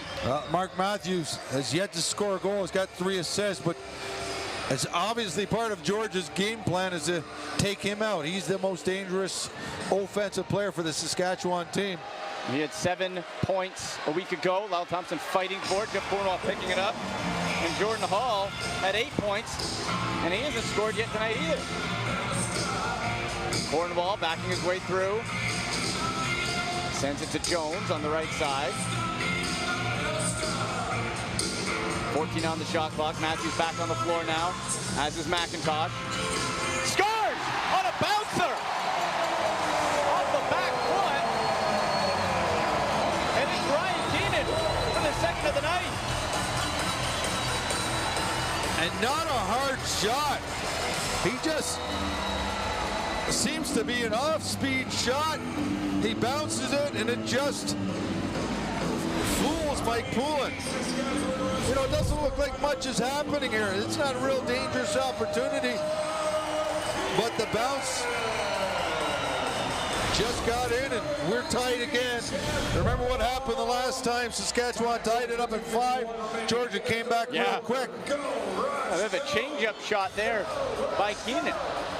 There's Hall. Stotts on the floor as well, who has 4 goals. Randy Stotts has been a monster tonight. There's Shane Jackson. Over to Stotts. Ball got interfered with, and now here come the rush. Sorchetti, shoulder down. Off bounce, he's forced back, and he'll wait. High pass finds Jones. Sorchetti looked to turn that into a 2-on-1, wasn't able to. Jones, the one hand, he's stick handling. Back in the neutral zone for Church. 9 to shoot, McIntosh on the move. He's sent back to Georgia defense. Stifling. 2 seconds left, and McIntosh just going to have to get rid of it. Ferocious D by Georgia. Oh, it sure was. Lots of ball pressure. Lyle to Miles. Thompson scores! And Cornwall goes down when Thompson shot it, and he's in a lot of pain. And Shanny, I didn't see what happened. He is limping and favoring that left foot. Yeah, he went off hurt, and this goal, almost similar to Keenan's goal. Miles Thompson just steps up high, takes a bounce shot. We'll keep an eye on Jeff Cornwall. And again, let's watch what happened to Cornwall here. You know, it almost looked like as he was running across, he made contact with the other Georgia player, and I don't know if it was a Charlie horse or what. And loose ball scrum on the far boards. And Cornwall is going back to the dressing room with some walk down the aisle there. So keep a good thought for Jeff Cornwall. Mark Matthews on the right side. Has Keenan with them. Matthews drops to Knight. Maybe a nice shoulder move there, sends it back. And Knight off his back foot, ball sails out of play, and I will say that a Swarm player touched it. So Sask ball. Here's Keenan over to Dinsdale. Knight waits. The weak side got tangled up in Keenan's jersey. Hit the Church, scores on the one-timer. Next to no room. Robert Church ties it at 8. Wow. Well, we went about 6 minutes in the second quarter, the start of the second quarter, without a goal. Just 3 minutes and 4 seconds into this quarter, we've got 3 goals, and 2 of them have come by this team. And Robert Church scores it, and Ryan Keenan has been involved in the offense for Saskatchewan, a couple of goals, and he sets this one up, but it was the quick shot, as you said, by Robert Church. Could you ask for anything more in a final? The National Lacrosse League on full display. Saves, scoring, defense, all at the highest level. What a show. We're only in the third quarter.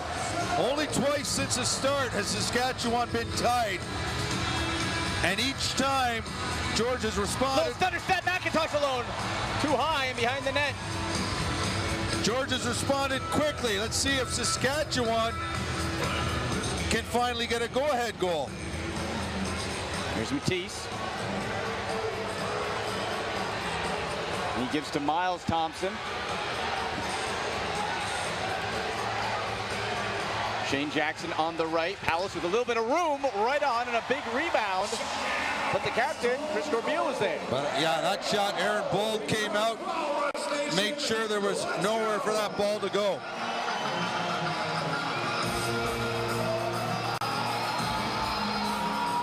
Ryan Keenan to Matthews.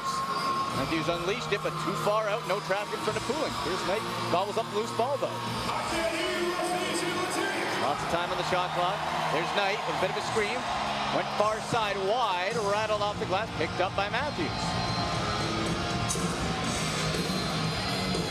I think those last 2 goals have proven that Pooling can be beat from the outside. There's Matthews, 6 to shoot. Matthews off his back foot, and Pooling smothers it. Good defense by Joel White on Matthews. Yeah. Matthews tried to do his patented swim move, and Joel White was having no part of it. Yeah, they've really studied and stifled Matthews. Lyle Thompson making some space. Stotts. Jackson again, right into the Rush logo. Hard outlet pass. McIntosh feels the grounder. Puts his body down. Runs out of real estate though. And right on for Poulin.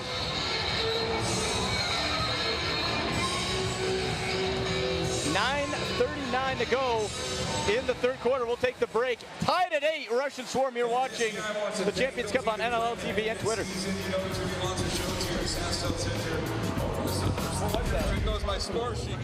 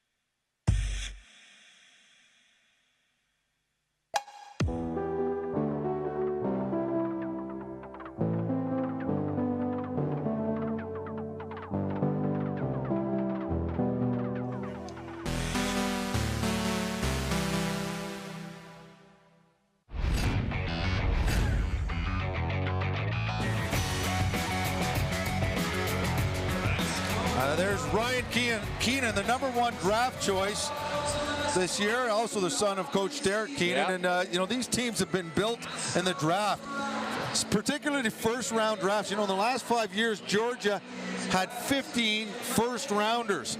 Saskatchewan only had 5, but 3 of them were the #1 overall, including Ryan Keenan, Mark Matthews, and Ben McIntosh. And, of course, Georgia's only #1 pick in those years was Lyle Thompson. He's not too bad either. Yeah, he turned out okay, 116 points in the regular season. Action back underway, swarm ball. Oh, just out of reach of Miles Thompson. We are tied at 8. 9:26 left in the third quarter. And Powell's tried for a shot on the goal line, and it went off the back of the mesh. Rush streaking up the floor. Matthews called for Miskey, saying, hurry up, go, and hugging that post, and down to a knee, it was Poulin. All right, that was Jeff Cornwall, so it's good to see he's back on the floor. Yeah, he was in a bad way, but went to the dressing room, and seems like he's all fixed up. They worked their magic.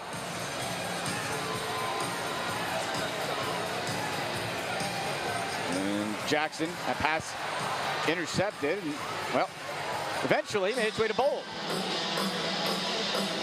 Now the pass to Dilks.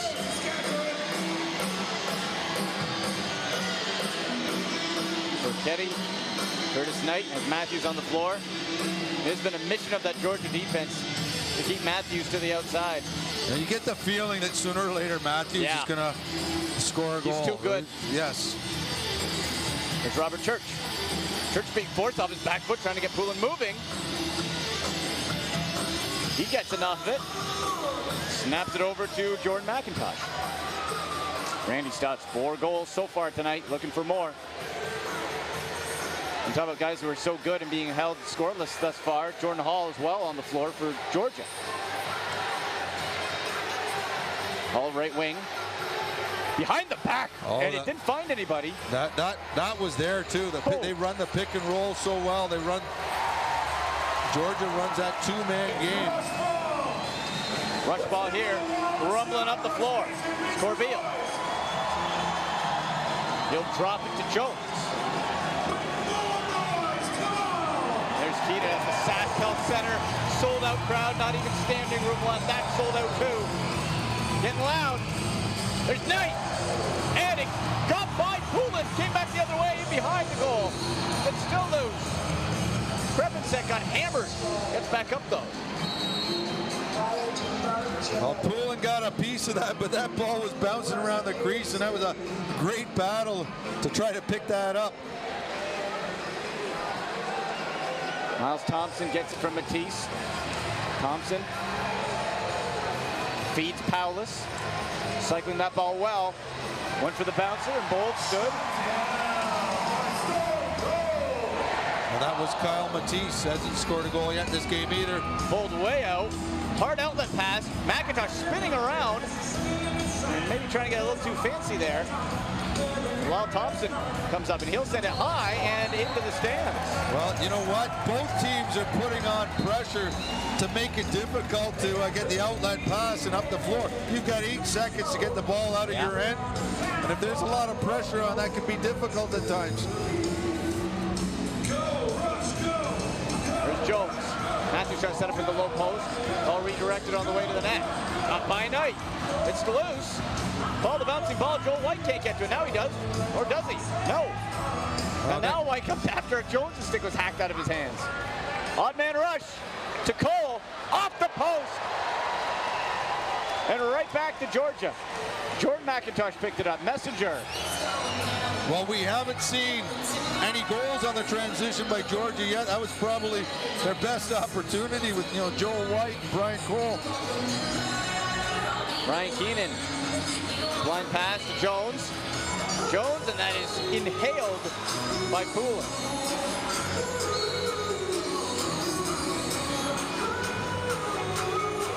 Stotts receives. Being harassed by Jeremy Thompson. Matisse clicks with Paulus. 14 on the shot clock. Stotts trying to move away. Matisse clears some room. Now Thompson will come up. It's funny seeing the two brothers going against each other there. How many times did that happen in the backyard? Oh. Thompson brothers, best in the business, man.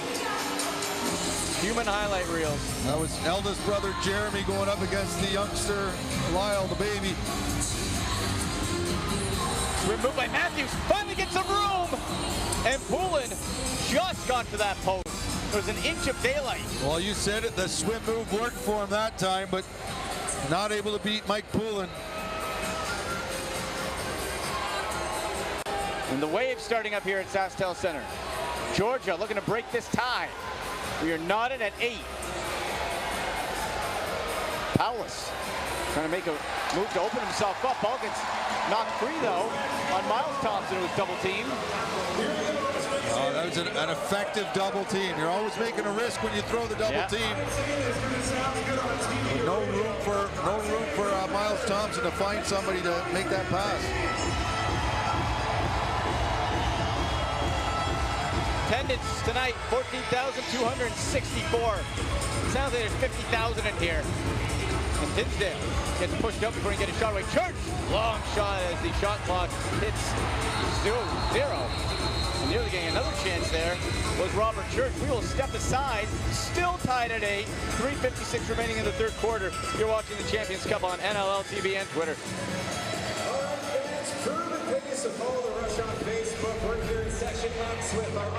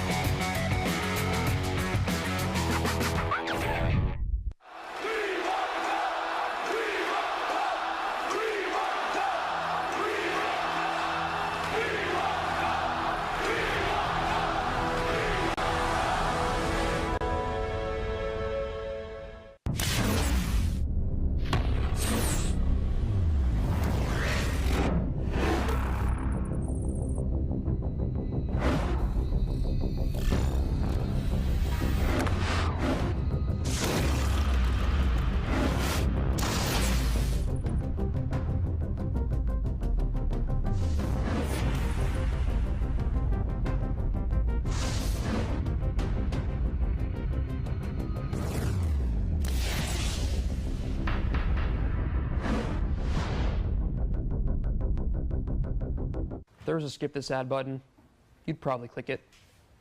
If shrinking took an already great head and made it even better, you'd probably buy it. I need a coffee.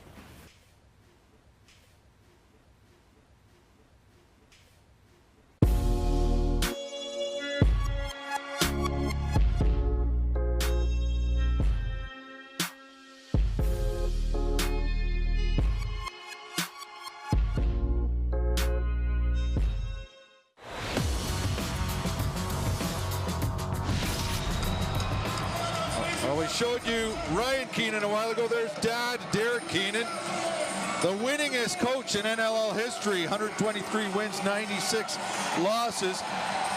This is his 10th championship as a coach. 5 of them as an assistant with the Toronto Rock. He's won six times, hoping to win his 7th. Also won a couple championships as a player for the Buffalo Bandits. Yeah, quite the pedigree there as plays back underway. 3:39 to go. Tied at 8. Andy McNamara alongside Brian Shanahan with you. Thank you so much for joining us. Game 2 of the Champions Cup. Georgia wins. They host the trophy. Saskatchewan pulls it out. Well, we're going back to Georgia next week. And now the rush coming back the other way. Georgia got out to a 3-0 lead early, and the rush came back 6, and that's going to be an over and back. The pressure. That's Lyle Thompson again doing that dirty work. You know, it's not often that you see an offensive player putting that much pressure on that he causes a team to cough up the ball. Oh, never mind the leading scorer in the league to do all of it. That's why he's so great. Jordan Hall feeds the left wing. There's Miles Thompson. Stutter step back. Finds Shane Jackson. And a kick saved by Bold. Shots 40-37 in favor of the home team. Matisse to Powell scores! A laser! Johnny Powell dropped that shoulder and buries it. 9-8 Georgia. Johnny Powell is scoring his second of the game. We mentioned earlier, only played 10 games this season, but he scored 23 goals. And they step out. The defenseman there steps out on him to try to take it away. That was Matt Hosek, but he still gets a great shot. And we're like a broken record when we talk about all the great shooters on this team. Yeah, so many weapons. That's why they scored the most regular season goals in NLL history. 2:30 remaining in the third. And the Swarm have retaken the lead once again. As Lyle Thompson gets to Stotts. Back to Lyle. Blind pass to Jackson. To the weak side. Stotts. Trying for an angle. I don't think that got through. Jokes got it to Corbeil. Finds Jones. Escapes the double team. Curtis Knight gets crunched. Again, great job by Georgia putting on pressure. There was a lot of pressure passes, and eventually they gave up the ball. And we talk so much about the offense, but their defense, underrated and gets lost sometimes, but that pressure from everybody. Thompson spins away. 9 to shoot. And scores! Thompson gave it to Jordan Hall with a riser. Right underneath the crossbar, and it is 10-8 Swarm. Yeah, the veteran Jordan Hall scores one just like Paulus did. His first goal of the game, steps into this shot. Watch this, it's going to be an underhand, and you said it, a riser to the top corner. So 2 quick goals for Georgia to take a 2-goal lead again. And out of the faceoff will be given to the Rush. And you know, we talk about these turnovers that Georgia causes, and the defense gets tired. I mean, the more you have to play defense against this Georgia team, the more tired you get. You can't afford to give those turnovers because there's a better chance you make a mistake or you give Georgia too much room the more you play. And Keenan felt that happen as the game went on last week. 9 on the shot clock. Church still to the outside. Rush unable to penetrate. 3 seconds. And that nearly fooled Poulin. A nice save. We've said it time and time again, the Swarm can score in bunches and go on runs. We had a 7-goal one a week ago. To come back, this time they're leading. Matisse over to Jackson. 8 on the shot clock, and that ball got caught up in Mitski. Free ball though, and Paulus' shot was just off the mark. 33 seconds left in the third quarter. Rush trying for one more to stop this mini run.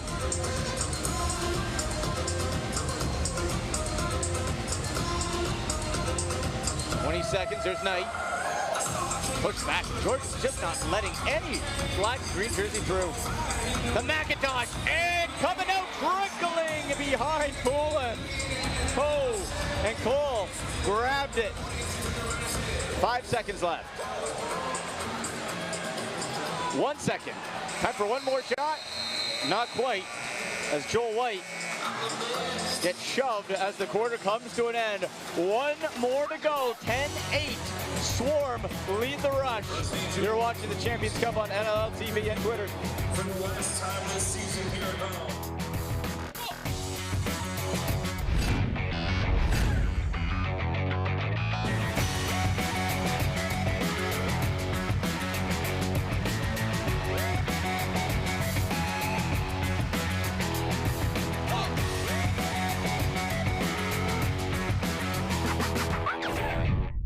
This past NLL season was incredible. It was exciting. It was jam-packed with amazing goals. Here's Miles Thompson, puts it back and scores! Incredible saves. Carlson with absolute robbery on... And huge games. And he ends it. Vancouver is going home for the playoffs. And if you don't have your subscription to NLLTV.com, you're going to miss out on all of that action during the 2018 season. And can you imagine If your group of friends is sitting there talking about the greatest plays from the night before, and you're the only one to not have your subscription, you're going to be missing out. Don't be that person. Make sure to head on over to the NLL website to get your subscription today to make sure, well, you're part of that conversation, and also to make sure that you don't miss a minute of 2018. I've got mine. She's got hers. Get yours today.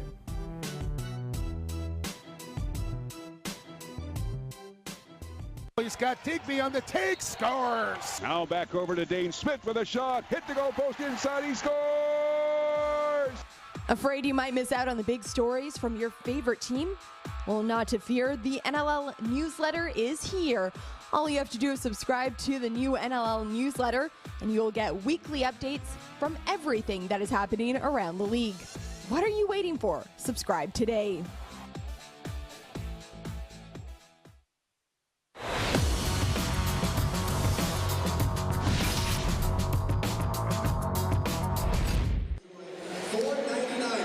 Well, the quarter started in a good way, the third quarter for the Saskatchewan Rush, but Georgia had an answer, and rookie Ryan Keenan scored a goal here to make the score 7-7. About a minute later, Miles Thompson scores his first of the game.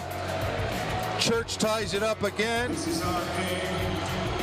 And then we went a while without a goal before we got a couple by Johnny Powell, and right there Jordan Hall, and it's a 2-goal lead for the Georgia Swarm in the fourth quarter. In Game 2 of the Champions Cup, Andy McNamara alongside Brian Shanahan. Rush in green and black, Swarm yellow and blue.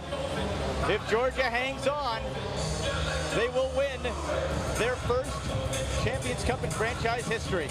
Saskatchewan needs to come back to force a Game 3. Over the top and scores! Robert Church fighting off John Rannigan. Went high, and the Rush are down by 1. This is the second time Saskatchewan has done this with Ben McIntosh the last time. Get the ball down low, try to go one-on-one. He was like McIntosh earlier. Church was drawing a penalty on this play. Yeah, it was a hold, but he put the ball in the net anyhow. Now 10-9 for the Swarm. Back to the faceoff, Jeremy Thompson. So incredible on draws. Thompson on the left side, backing his way in. He'll decide for Dilks. At Saskville Center in Saskatoon, sold out and loud.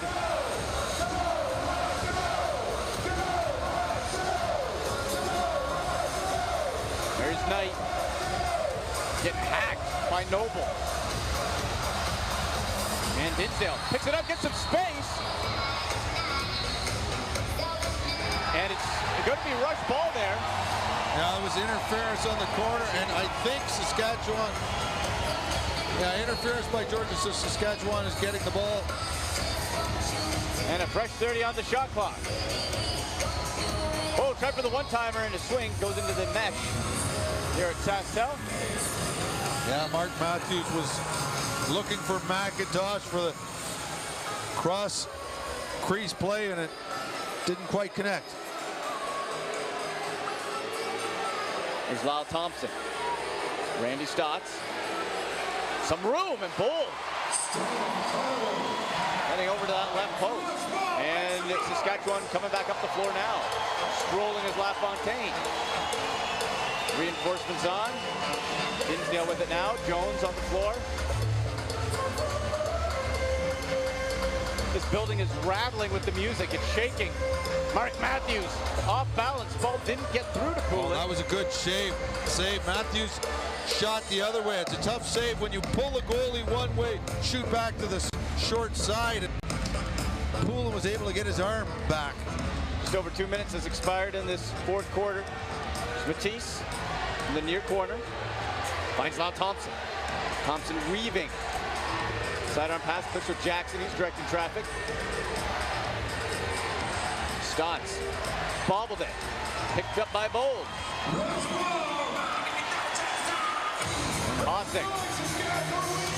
Hossack, fast break, scores! Coast to coast!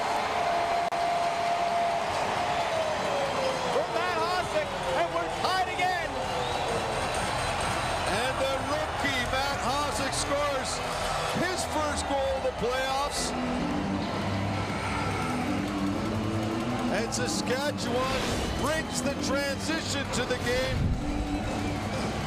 And he takes a look around, decides he thinks he can put it in. And he does, and what a game we've got here. Tied again. But can the Swarm hold off the Rush from actually taking a lead? 12:16 to go in the fourth. Georgia leads the best of 3-1-0. McIntosh turned invisible sideways and Poulin with an incredible stop. The Poulin wall. Poulin just didn't give up on the play there. McIntosh transported himself through a defender and Poulin didn't allow it. Keenan, the sharp feed, scores! The Rush again, and they've taken the lead. Their first lead of the game. Hat trick for McIntosh. And the crowd has exploded with green rally rags.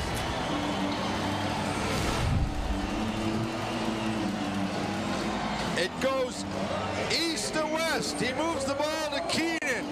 Poulin has to follow over. Back to McIntosh. Poulin has to move back. The quick shot. That's the way to beat a goalie. You get him moving side to side. Shoot quickly. Keenan had that ball on a string to find McIntosh. There's Church. Go Rush, go chance. Overtaking Saskatoon center. In, alone, and they score again! I don't believe it! Robert Church, number 4 of the night. Incredible. 4 goals in the fourth quarter so far for the Saskatchewan Rush, and this time Robert Church just catches the defense sleeping and takes it to the net. A couple of fakes and puts it past Poulin. Strung out of the faceoff circle, picked up by Rubik. Assistant number 16, Chris Cornmeal, and number 74, Jeremy Thompson. Jeremy Thompson with a helper. McIntosh, far pass, clicks with Knight. McIntosh sets a pick. Knight over the top. Tries to score again, and Keenan dove to keep the ball with Saskatchewan. McIntosh here. Great effort by rookie Ryan Keenan to get that ball back. They got a fresh shot clock and just started all over again on offense. Church swaps with McIntosh on the floor. 14 to shoot. There's Knight. And Keenan, nice the save. shot was up, but gets the ball right back. And Poulin giving no space on that left post.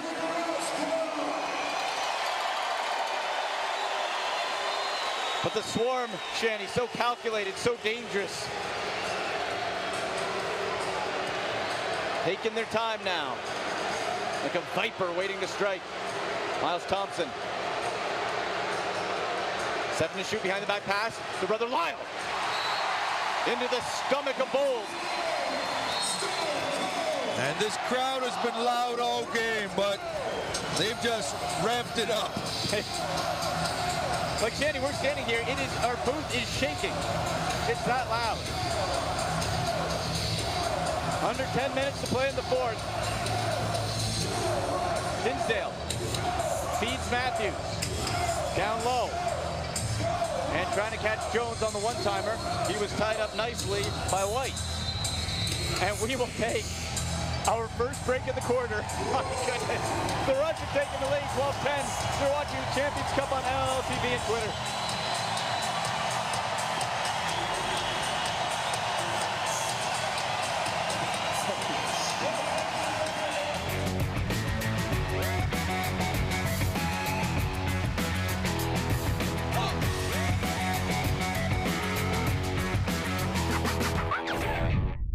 This past NLL season was incredible. It was exciting. It was jam-packed with amazing goals. Here's Miles Thompson, puts it back and scores! Incredible saves. Carlson with absolute absolute robbery on... And huge games. And he ends it. Vancouver is going home for the playoffs. And if you don't have your subscription to NLLTV.com, you're going to miss out on all of that action during the 2018 season. And can you imagine if you're...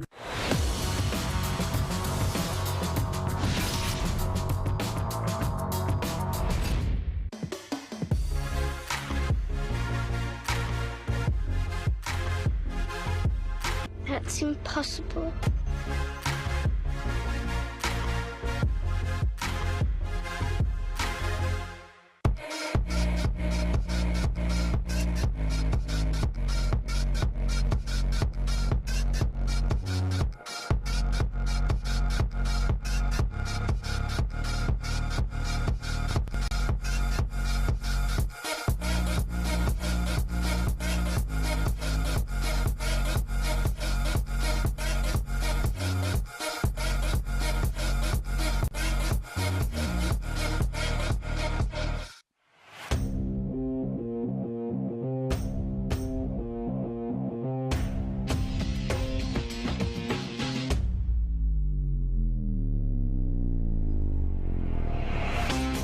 If you're a player looking for a lightweight head that delivers power and control, string up the Under Armour Command Low.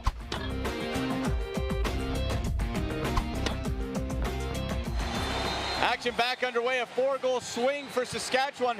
Has their first lead of the game, up 12-10 on the Georgia Swarm with 9:17 to go in the fourth quarter. But the Swarm pressuring, and a stop by Bold on Randy Stott, who had 4 goals in the first half.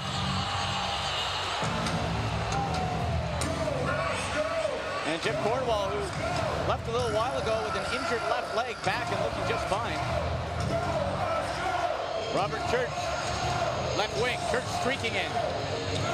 Went for the one touch for Cornwall. He was at the goal line there. Now Mike Poulin read that play and gave Cornwall no room to tuck that ball in. Now back to the Swarm. Finds Matisse, playing catch with Miles Thompson. Howell is setting up low. Miles Thompson bounces back to Matisse, tries for a screen, gets caught up on his own teammate Lyle. Right back to him though. Loose ball, Rubish couldn't get it. Smart play, only a couple seconds left in the shot clock. I think that's why Rubish let the ball go by, then Mike Messenger just let the shot clock expire. Nice behind the back pass there from Messenger to LaFontaine. Now McIntosh has it. McIntosh over to Matthews. Chris pass to McIntosh. Kick saved by Poulin. Georgia coming back.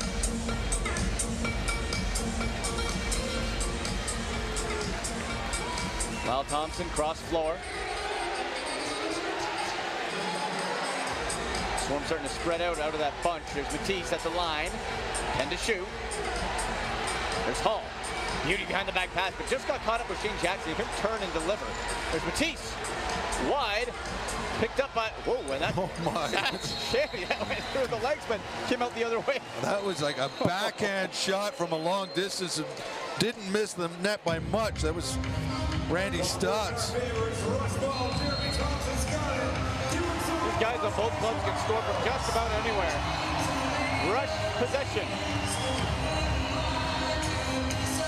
Keenan on the floor, and he takes it. Quickly dishes to Matthews. Mark Matthews kept on the perimeter. Spinning, wait, now he has some room. And that ball was tucked under the arm. Mark Matthews still trying for his first goal. He's got 4 assists. Yeah. Jordan Hall finally broke through for the Swarm. See if Matthews can find one here late in the fourth. Under 7 minutes to play. Thompson streaking. Jeff Cornwall rumbling in to knock him off balance. He had beat Bold to the short side, but it went off the post. And there's Hall. Getting by Messenger. Diving and scores! The referee right there, and he's putting his arms up. I wonder if this will be challenged. Oh, I think it will be. I'm not saying it's not a good goal, but it's close. That was And it's worth the effort. I think it was a good goal, though. You know, it's on the big screen. Yeah. So the fans are watching it. More importantly, the coaches are watching it. Let's get a chance to watch it ourselves. Hall. I think that's good. Yeah. That's good. I don't even think it's close, to be honest. He was airborne. Yeah, and you know, the veteran. It goes on the jumbotron. So the coaches get the same benefit that we just had, and they too felt like there was no sense wasting a challenge. And the Rush get the ball here. There was an interaction by the Swarm bench. But Jordan Hall, the veteran, playing in his first Champions Cup. It appeared, and you know, it's a great move by Hall. Bold anticipated that he was diving across the crease to go far side, and some of these great shooters are so good midair, they go short side to trick the goalie. To change it midair, and Mark Matthews, like a pass rusher, trying to take the edge. Found his way in, but Poulin got enough. He snake bit Mark Matthews. That was one of his better opportunities, and that was off the foot of Poulin. There's Robert Church left wing, 12-11. Rush with the lead. There's some room alone. McIntosh, Poulin. That might have been the save of the night. Point blank range, all alone, and Poulin did a little double kick. Keep the ball out. Not just the saves, it's the timing of the saves, and Poulin just has made a couple of pretty big saves within seconds. And now you can feel the momentum, the tide starting to shift. The Swarm, a little extra bounce in their step. LaFontaine knocked the ball away into the corner. Put right back to Matisse now, over Lyle Thompson. Thompson somehow finds space, and scores! Lyle Thompson beat 3 defenders, and we are tied at 12. Oh my gosh, what a goal. And the fans are in shock, and this is what we've been talking about all year with this guy, Lyle Thompson. Just watch this and enjoy it. How does he do it? Just slippery. Powers his way to the net. A nice big stick fake. 3 guys converging on him. And he's still got the composure to put on all those fakes on Aaron Bold. Third goal of the night, hat trick for Lyle Thompson. Tied at 12, 5:20 to go in the fourth. Game 2 of the Champions Cup. The number 1 seed, Georgia Swarm. 2 seed, Saskatchewan. You couldn't ask for anything more in a final. Alice to Thompson. Moving that ball well around the arc. Matisse to Hall. And Mitski got it off his foot. And LaFontaine will take it in the referee circle. And we will take our last break of the fourth quarter. All tied at 12. Don't you dare go anywhere. You're watching the Champions Cup on NLL TV and Twitter.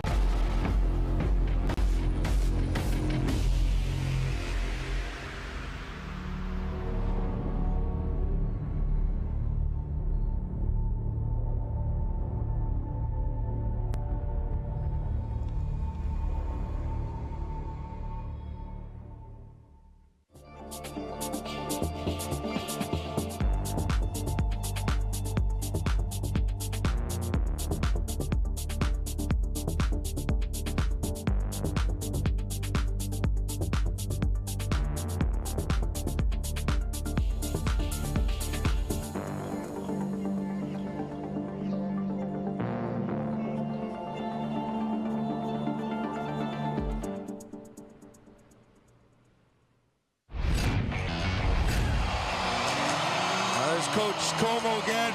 And you know, Andy, a lot of people talked about this Georgia team, a lot of rookies or a lot of young players. that haven't been here before. I think they've only got 3 players who've been in the championship, and maybe they'd be nervous, especially in this crowd. Do you think they look nervous? No. And you know what? That's one of the things they've said about the Thompson brothers. They just love playing in the crowd. They're just having fun out here. Yeah. They're Lyle swinging Thompson, it. 3 goals, just having a good time. And we're having fun with you. Tied at 12, 4:43 in the fourth quarter. The rush! And that ball didn't get through to Poulin. Ben McIntosh has been an absolute beast tonight. You know, Poulin makes the big saves when it's needed. You know, ever since Saskatchewan took that 2-goal lead, he's been fantastic. Andy McNamara with Brian Shanahan, thank you so much for joining us here. Game 2 of the Champions Cup. 2 best teams tied with 4 minutes to go. What else could you ask for? Miles Thompson, the end-the-back pass to brother Lyle, swings it to the weak side, all alone Paulus, and it was wide left. Jackson gets it off the far boards. And shot clock at 0. Sold out crowd here at SaskTel Center in Saskatoon. Man, the way to play offense, if you want to teach kids or teams how offense should work, show them this Georgia team moving the ball. Yeah. Ryan Keenan gave the Church. Again, Poulin is turned into a vacuum. Yeah. 3:37 left. 12 all the score. Shots 58-47 for Saskatchewan. Oh my. That's just wild. Swarm slowing things down a little bit here. Matisse on the line. Got over Jordan Hall with that diving goal minutes ago. What to handle for Matisse, has to reset on the goal line, and hugging that post was bold. And they'll keep it in. You know, great play by Georgia. Matisse has no chance. Just shoots it hard, creates a big rebound. His team gets it back. Yeah. Saskatchewan's tired. First 30.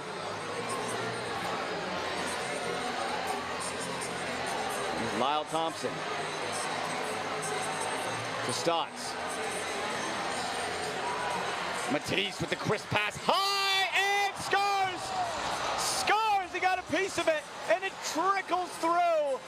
The Swarm retake the lead. Let's get another look at this one, Shane. And that was Shane Jackson getting his first of the game. He's got 6 assists, so it's not like he's not contributing, but his first goal, and you know, this is all about getting the ball back, playing against a tired defense. And it's, you know, what Derek Keenan talked about. You can't give this team multiple offensive sets because they're just too good and they tire out. 2:30 left. 13-12 Swarm. And Georgia looking for more. Oh, and there was a wide open cage. Serketti crushing Miles Thompson. Pass is just too high. Georgia back Saskatchewan back the other way. Matthews to Jones. He didn't see anything he likes. He waits. McIntosh off the bench. 2:05 left. Saskatchewan trying to tie it up one more time. Church to the point. Puts it down, and what a stop by Poulin. Under 2 minutes left.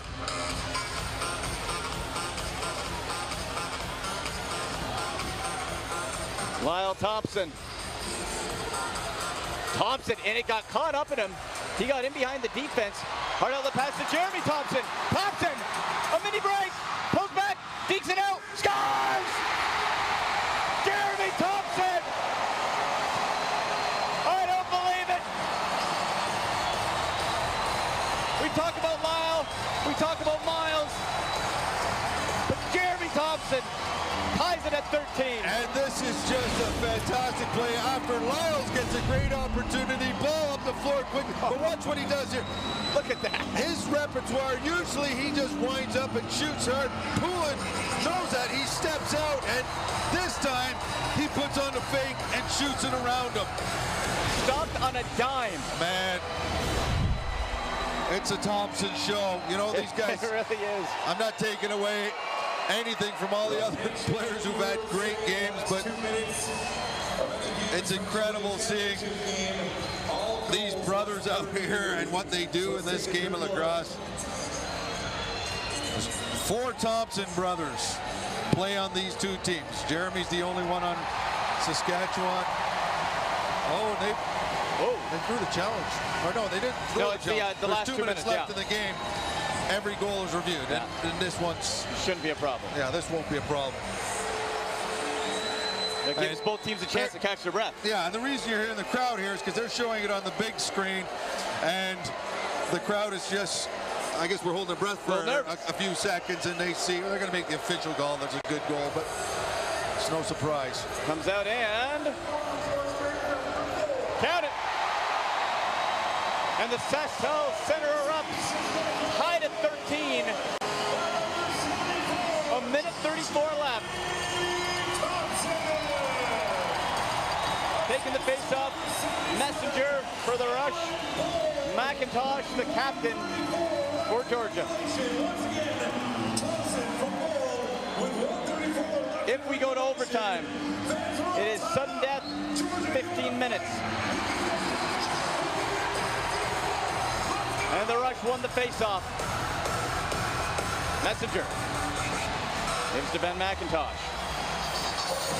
Goes over to the left. Now Matthews. This time we'll see some heroics from Mark Matthews, who's yet to score a goal. Shane Jackson scored his first. All night. On the doorstep, scores! Scores!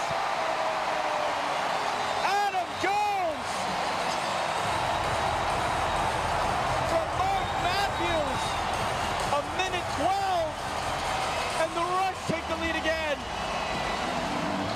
Well, Mark Matthews might not have scored a goal in this game, but this is an excellent assist and his 5th one of the game. Finds Adam Jones on the far side of the crease. Look at the composure by Jones as he stays outside of the crease. Again, the referee has to check the last 2 minutes of the game, but that's a good goal. Shanny Jones started the scoring on the power play for the Rush tonight. Will he finish the scoring this evening? I don't, you know what? In a normal game, I would have thought this one was over when Saskatchewan took a 2-goal lead. I think this is still far from over. Shanny, we can still see 4 goals. Right? Like, I'm telling you, I don't know what to think. Would surprise me. I just know it's been some great lacrosse. And you know, when you get late in the game, in a close game, this is when you say, hey, face-offs are really important. Yep. This next face-off, you know, you think of the game with 1:12 to go in 30-second chunks. You got 30-second shot clock. So whichever team gets this ball first, if Saskatchewan gets it, they kill half of the time left almost. Just confirming what everybody thought. The goal is good. Yeah, let's see who's going to win this face-off. This is going to be a huge one. Jeremy Thompson, Jordan McIntosh, two of the best face-off men in the business. Down in the scrum, and Jeremy Thompson wins it. 1:07 left. Thompson streaking down the left wing. Pulls back and waits. Gives to Chris Corbeil. Yeah, they'll try to eat up most of their shot clock. And the best thing that for Saskatchewan's point of view is to get a late shot and get a rebound. Rush whipping the ball around the arc. There's Curtis Knight. 45 seconds to go. Big rebound and a crease. Oh, crease. Yeah, that's huge. Unfortunately, Knight ran through the crease and must have touched the ball after that play. Which means it will be swarm possession. Georgia has called a timeout. And, you know, this is where some judgment from the coach is needed. You pull your goalie right away, I think they will. Even though there's more than 30 seconds left, you might as well pull them now, get that 6-on-5 for a full 30. But this is not where they wait till the end to take a shot. As soon as they get an opportunity, they're shooting. And if it's 5 seconds into the shot, it doesn't matter. If they think they get a good look, they're taking it to the net. They're going to take it. And if they don't score, Saskatchewan scores in the empty. They don't care. This is, at this point, go for it. So this is going to be exciting. We're going to see a 6-on-5 from the best offensive team in NLL history. The Rush trying to force a third and deciding game 3. Georgia trying to tie it up to force overtime and win their first Champions Cup. Empty cage for the Swarm, 6-on-5. Now watch for somebody trying to sneak in the center of the house. Saskatchewan sets up kind of like a shape of a house. Eventually, somebody's going to sneak in there from Georgia. Lyle Thompson brings up the floor, gives to Stotts. Stotts now to Powles. Powles behind the back, over to Jackson. There's Stotts again. Open look for Thompson. Went near side, big rebound. Stotts picks it up, 22 seconds to go. Thompson, draped by Rubish, still has it. Intercepted! Intercepted, or is it by Rubish? He picks it up, he's being double teamed.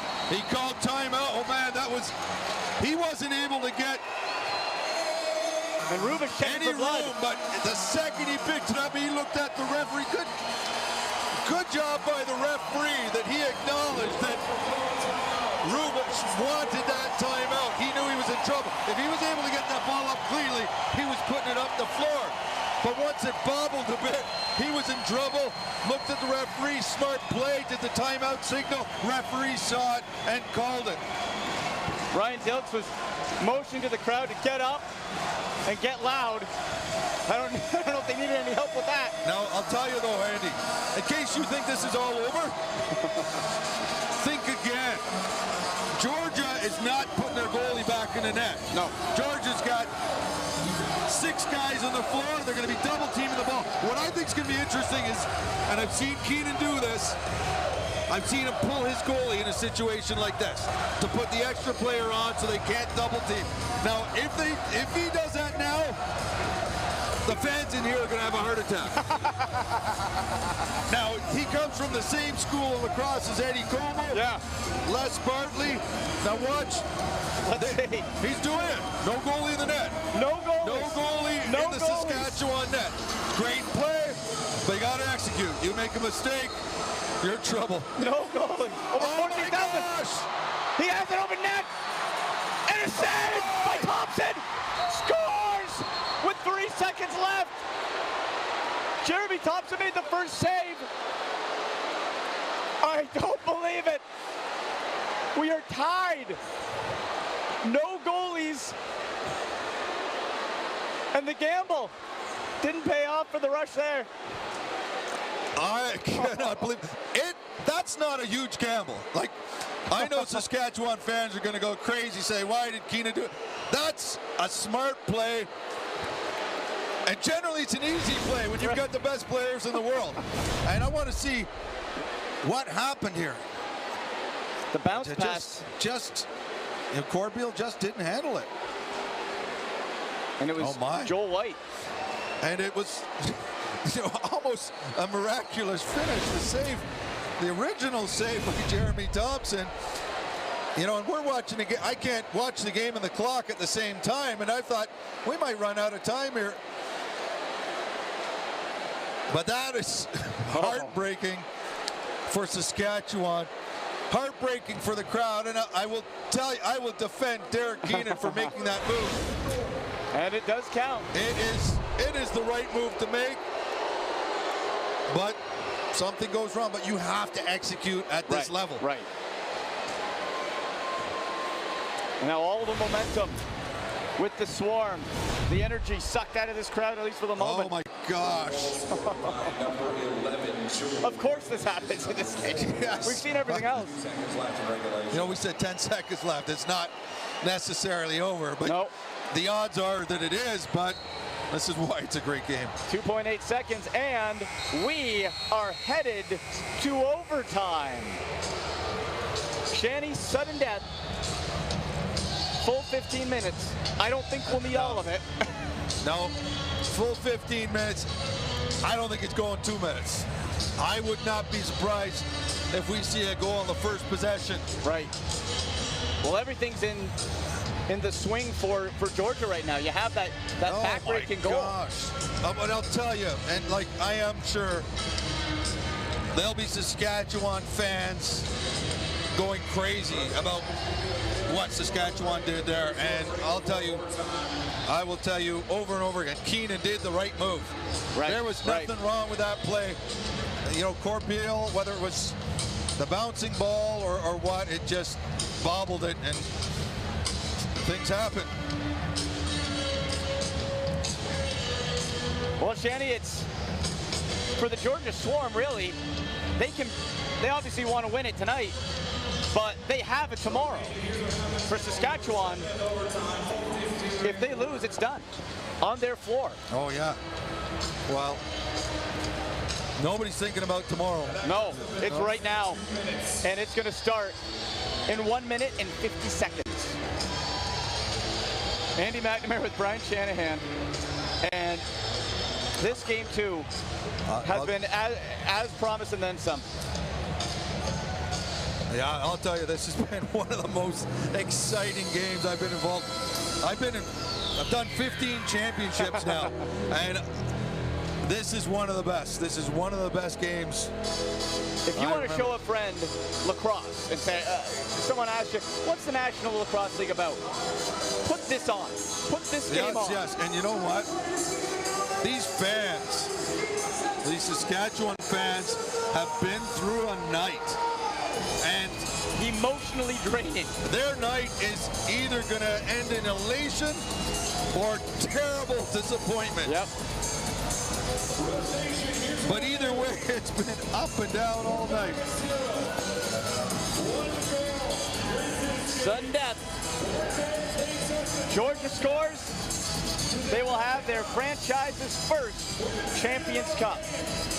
If Saskatchewan buries one, we're headed back down south next Sunday for Game 3 of this best of 3. And again, it's magnified at this point in the game, the importance of face-offs. Yeah. Every possession can be the last possession of the game. Jeremy Thompson has been dominant in face-off. Now, Jordan McIntosh, one of the best out there as well, but Jeremy Thompson has been exceptional in the face-off circle tonight. All right. Georgia Swarm, yellow and blue jerseys. Saskatchewan, black and green. Thank you so much for joining us tonight. What a treat this has been. I don't know if I can take this. I can't. I have no idea what these fans are going through. This is a tough ride. Sudden death overtime. Jeremy Thompson wins the faceoff. Heads back into his own end. And they'll set up. Mark Matthews on the floor. He has not scored tonight. There's Robert Church. Matthews takes it, puts that shoulder down, double team, finds Knight, into the stomach of Poulin. And nowhere for that ball to go. Knight took that shot, but Poulin was way out. And sucked in the rebound, making sure there was none. Now it's Georgia's turn. Their first drive of overtime. Next goal wins. Jackson in the neutral zone. Miles Thompson. Shea Jackson went 5-hole. And it's a big rebound. And Corbeil lost his stick. And he needs off. He needs off. I don't know if he's tired or what, but we have Chris Corbeil had to get off the floor there. And Swarm player is down. Trainer coming on to the surface, trying to see the number here. I think it's Randy Stotts. Yeah, that's Randy Stotts. He got a little bit of a push. I didn't think it was a violent push or anything, but maybe the wind knocked out of him.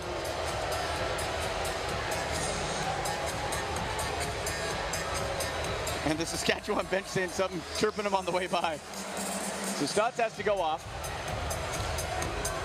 57 seconds have gone by so far in overtime. Swarm keep possession. And a fresh 30 on the shot clock. Shane Jackson. There's Johnny Powlis. Lyle Thompson over to Miles. Miles being forced back, 14 to shoot, there's Lyle. To Miles, scores! And it is over! The Georgia Swarm have won their first Champions Cup, and they maul Mike Poulin 15-14. The Georgia Swarm are National Lacrosse League champions. Miles Thompson scores the winner from Brother Lyles.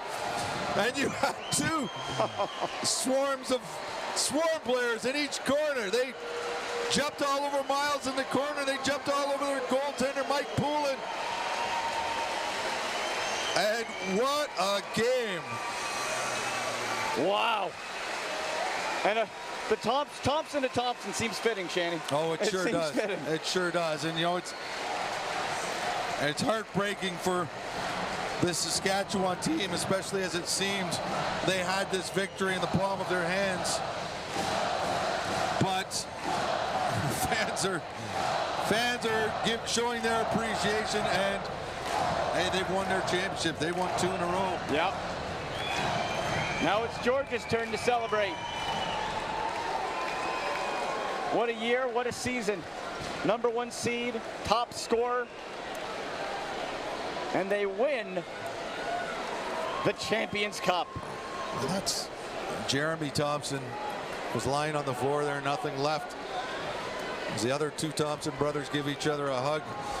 Parents are at the game, wearing jerseys and hats from both teams. Right. Hugs all around. What an evening. As the setup is happening for the Champions Cup presentation, we'll also let you know the MVP of this series. You know, a lot of great players. My vote for the MVP would be Lyle Thompson. Yeah, that was mine as well. You know, not a big surprise. I mean, I thought there was a lot of players that had great games. The MVP is for the series, not just this game. But even if it was this game, you could just as easily pick Lyle Thompson. Sure. Of course, you know, Randy Stotts had a great game. Mike Poulin had a fantastic game. But I think this guy here, Lyle Thompson, will be the MVP, in my opinion, of this series. He will be the MVP for regular season. Yeah. He's going to have a lot of hardware. Yes. A lot of hardware. What a great season. Came in as #1 draft choice last year and didn't have an unbelievable season. He was a good player last year, but he didn't burst out on the scene until this year. Everybody expected it to happen. I think he deferred it a bit too much to the veterans last year. But this year, he was magic. Fun to watch. Coming back on the floor. The fans cheer their team. And Shanny, both clubs left everything on the floor. Went to overtime. The two best teams, the two top seeds. Well, and honestly, I was so impressed. Many times in this game, I thought it was over for Saskatchewan. Yeah. I was impressed that they just kept coming back and coming back. And, you know, I think when it comes down to this Georgia team is a great team.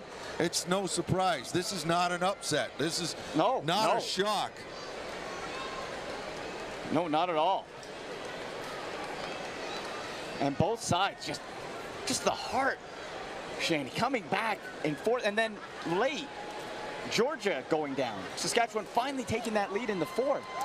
And then there's the two Thompson brothers. There you go. The three Thompson brothers hug each other. You saw Lyles had tears, and it looks like Miles does too.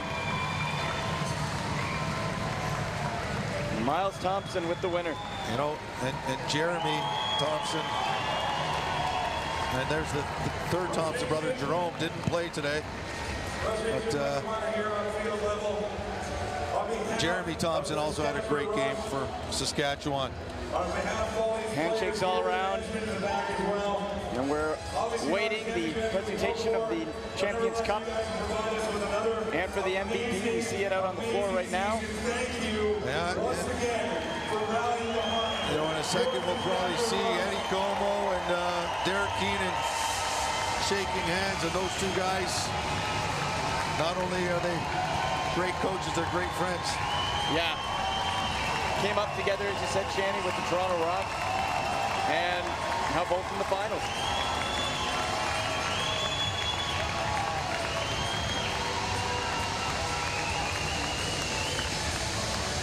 See Chad Tutton out on the floor on crutches, the boot on his left leg. Yeah, that happened in the last game in Toronto. Right. Went down late in the game. We thought he had a cramp. Obviously, we were wrong in that one. Lieutenant Kevin Blazey, Lieutenant Dennis King, and Master Corporal John Langan. Please welcome the field. You see equipment all over the turf here. And the Champions Cup.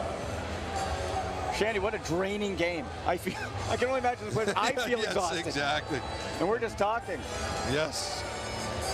We'll send it down to the floor. Commissioner Nick Sakevich, take it away. Congratulate Bruce Urban and Al Riz and the Saskatchewan Rush organization for putting on an incredible show. And I want to thank the Rush fans. You guys are class. Well done.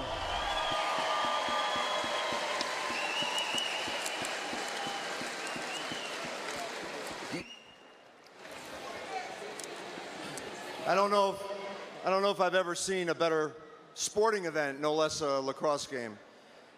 And one of those contributors to that lacrosse game is the game's MVP, Lyle Thompson.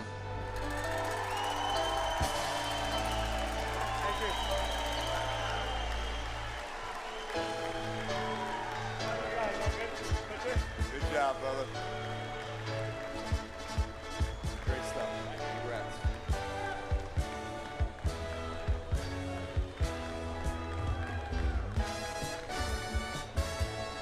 And now, where's the captain? Jordan McIntosh. Where are you? There you are. Congratulations. On behalf of the National Lacrosse League, I want to congratulate you and your teammates, John Arlotta and Andy Arlotta. I know you guys worked your tails off for this for a long time. Congratulations, John and Andy and the whole Swarm organization. I'd like to present to you the Champions Cup, Jordan, as this year's 2017 National Lacrosse League champion.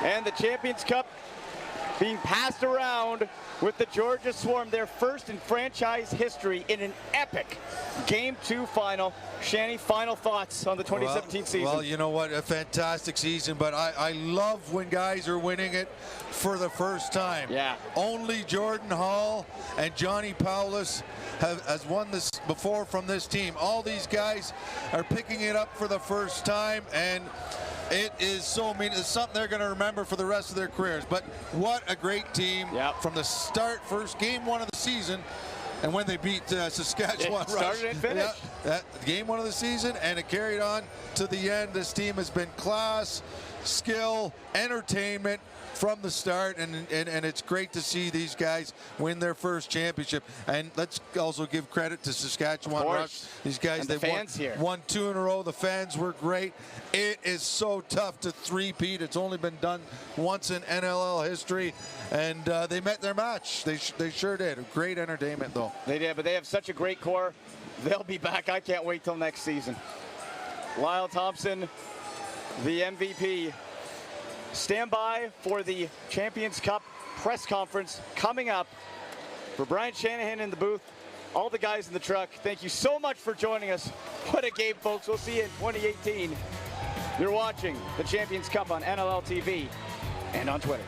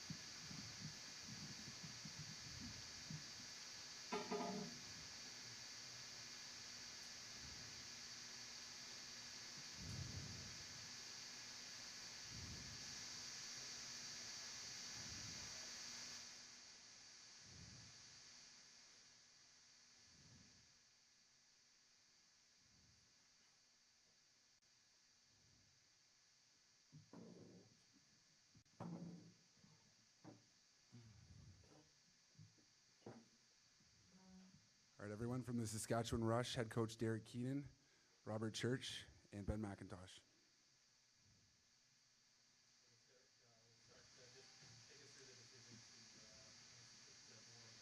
Yeah, well, it's something that we always do. We practice it. It's, if you asked Eddie what he would do, he'd do the same thing. We knew they were going to pull their goalie and double team. We normally execute that with precision and easily, and we just made a mistake. You know, we didn't get the ball in an area that we're supposed to, and it ended up as a turnover. But we had, you know what, we had the game in our stick, and it didn't happen. So, I mean, again, ask me if I do it again. I do it every time. That's what we do. We, like I said, it's part of our fundamentals, and you know, you're probably going to look back on it with hindsight and maybe do it. You think maybe do it differently, but we just don't. That's what the way we work that play and the way we work that situation. And this time it didn't work out. So, but you know, we had our opportunities too to put it away, and we didn't do that. So, yeah. I mean, probably a lot of times you don't even notice we do it but when it didn't work, obviously. But, you know, it was tough. I mean, and we had a chance early in the overtime, and we had a possession each, and they scored on theirs.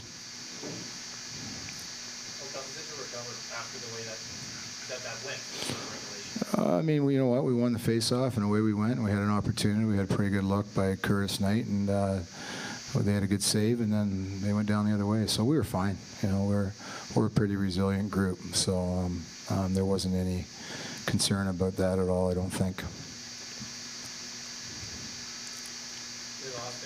asking, I mean, this game was sensational to watch. I think for a lot of folks here in the stands, so many twists and turns. What was it like to be part of it? Obviously, it didn't turn out the way you wanted.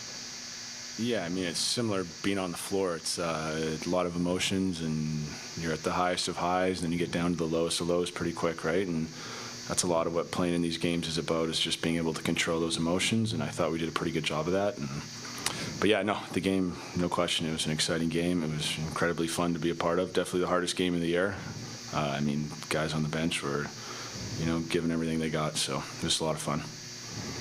Given the way you lost, is this the toughest loss of your career? Does that mean something tougher than this one? You're asking me right after our loss right now, so yeah, I'll say yes.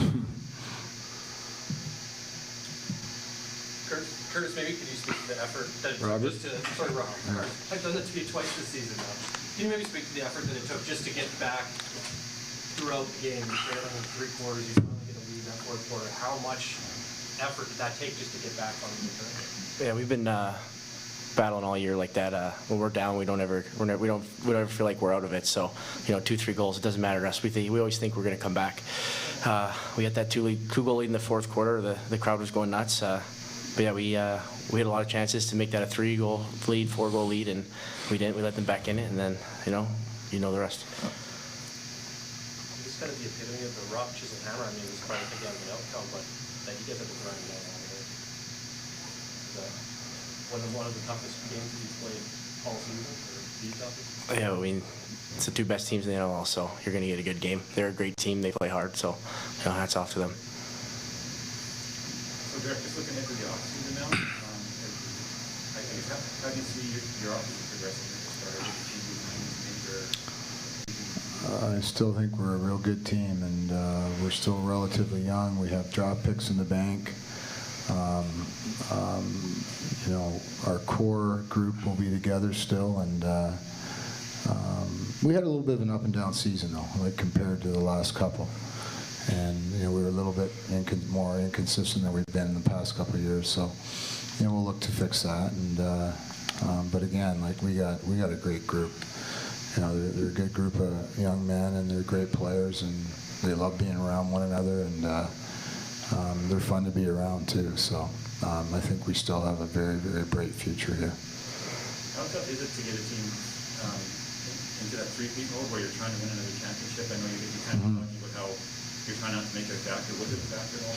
I don't really think so, no. I mean, we talked about that really early in the season, that we were just really one of 9 teams trying to win a championship. So, And winning in this league isn't easy, and there's a lot of parity, and like I said before, the team that defeated us are a great team, built similarly to us, and they're young and skilled, and we got to figure out how to get better than them. Derek, have you guys had a tougher opponent in the last 3 years than this team? No, I don't think so. We were just talking about that. I think the game was phenomenal. Like, I don't know if it doesn't sell the game, I don't know what will. The skill level out there was ridiculous, and yeah, they were tough. I mean, they were worthy of the victory, that's for sure. Derek, with tonight's game, what's going through your mind after they scored 3 goals and 4 shots? Well, that was a tough start, but you know what? We, like Robert said, we bounced back. I mean, it's a 60-minute game, so we weren't really concerned there at all. We got Boldy out for 30 seconds there and gave him a little break, and then he was fine after that. So, you know what? 3-0 or 2-0, whatever it was, really isn't a big concern in a lacrosse game, especially for us. So it didn't necessarily take a lot out of you, considering that you were down for good chunks? Yeah, no, not really. I mean, we bounced back, right? Like, I mean, I think it was 1 goal at the start of the quarter, it was 1 goal at half, and then I thought in the second half, I thought we played really well, and I thought we took it to them at times, and had an opportunity when we got up by 2, probably to go up by 3 or 4. Then we turned the ball over a couple of times, and they sting you on that. They put it in the net. So, but then we had, like I said, we had the game in our stick at the end, and it slipped, and that happens in the game. Do you watch the video of this after? Or you just not Probably not for a while. No. Is there any value to be gained from watching that, or is it just something? In the off season maybe. I mean, I don't even think I watched our championship game last year until about 3 months later, so it's over now. You guys stayed out on the floor for the trophy presentation. What does that say about, I guess, the brotherhood, I guess, of this game? I know you guys like to talk about that a lot, but you know a lot of these players from other places. Yeah, I mean, it's just out of respect for Georgia. They're a good team. They played hard and they won. So just out of respect for them, we stay out there and watch them get the trophy. Yeah, a lot of respect for that team. They play hard. They play the game the right way. So, they deserve that one tonight, and they got the better result, so good on them. The 3 brothers, I guess, tonight playing against each other, and again, Jeremy's stopping his brother in the last couple of seconds of regulation, trying to save on his brother, and he was, I think, the last guy off the floor. He was watching the celebration. Give us an idea of that dynamic. Well, I just think the game is so important to them, to their culture and their traditions, and that certainly there's a lot of respect for in their family with one another. And as I've talked about Jeremy before, I spent a lot of time talking to him about the tradition of the game and what it means to their culture and their family, and that's very important to them. And I'm sure, obviously deep down you saw how hard Jeremy played tonight. He wanted to win, but I'm sure he felt pretty good for his brothers too. They were a factor. Obviously Miles scored the winning goal, so they were a factor tonight. All right, thank you very much, everyone. Next up will be the Georgia Swarm.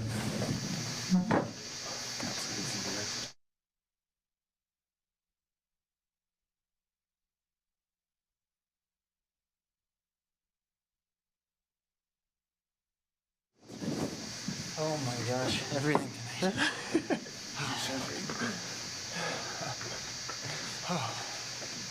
Coach is a little wet. I took a shower. We're a little intense up there. Took a shower. All right, everyone, from the Champions Cup winning Georgia Swarm, Mike Poulin, Lyle Thompson, Ed Como. From everyone, just the feeling that you guys are experiencing right now, what is this like? Let's start with Coach, I guess. You know what? It's obviously, it would be understating to say it's a great feeling, but been fortunate enough to do this a few times, and the effort that goes in, that's kind of what you reflect on, how hard it is to win in this league, and how hard each of these men worked from day one. Our office, our staff, the coaches, everyone, it's a lot of work, and this is what everyone in the league starts the season for. and we got it done, and it's a great feeling. And I said to these guys, the only feeling better than this is, trying to do it again down the road. So we're excited and thankful. Can you talk about the resiliency in that fourth quarter, especially when you gave up 4 goals in about 3.5 minutes, and you kind of calmed things down? What was kind of said, or what was done to kind of get everyone galvanized and ready to go out there? Yeah, I think lacrosse is a game of runs, and we were up 10-8, and I think it went to 12-10. A couple miscues, but certainly they were feeling it. The crowd here is, spectacular in Saskatoon, and they were just, really feeling their energy. And like we said all year about, not too high, not too low. We kind of had a plan for some things, and we just talked about sticking with what, we define as Swarm lacrosse, and we believed in each other and got the job done. Being here this year, being your first taste of, Saskatchewan Center and the Saskatchewan, was there something said in order to kind of get you guys more focused, knowing what the crowd would be on you, and you still go across the board for that? Well, what we talked about is, I said last week, we beat them in the Hive, and we were coming to a hornet's nest. We knew there's going to be 15,000 screaming people here and behind their team, and this is great. And I said to Jeremy Thompson after, if it's loud, and if it makes it hard for the visiting team, and that's what we should have in every rink. If we could have this in every rink, our league would be even more spectacular than what it is. So we certainly did talk about trying to manage the crowd, but when they Saskatchewan made some great plays, and when they got some on a run there, it got pretty loud in the building. So, again, credit to Saskatchewan, great team. They've been great champions, and, I know Derek Keenan and Bruce Urban have done a great job with that team, and they gave us everything they had, and, we were able to pull it out. Mike, was there a moment last season that you were seeing that something special develop in that team in Georgia that then made you make the decision to create it? You know what? Last season was, kind of playing against them twice and seeing the firepower that the Swarm had. That's what mostly attracted me to them, thinking, this is an offense I don't want to see again. And as a goalie, it gives you an opportunity to be in every game. So just like tonight, as you mentioned earlier, they went on that 4-goal run to put them up by 2. None of us ever felt like we were out of it. We know we have the offense who can get us right back into it. So, what part of the decision to come here paid out in the long run, because our offense picked us up when we needed it the most. Lyle, that play with you and Miles, how long have you guys been practicing that one, went from back home? You can take a look at my college highlights, and you'll see that pass from me to Miles a few times. But it was just a crazy series of events that went down to the end of the game to make it so crazy to think about. With Jeremy making a save on me at the end of the game, and then this morning in shoot-around, we prepared for that moment, that exact moment that went down for them to pull their goalie and me and Joel to double the ball and for us to score. We so I have to give a lot of credit to our coaching staff and preparing us for this moment, for that moment. Yeah, it sounds like you were expecting our goal to put the dent in this last perspective.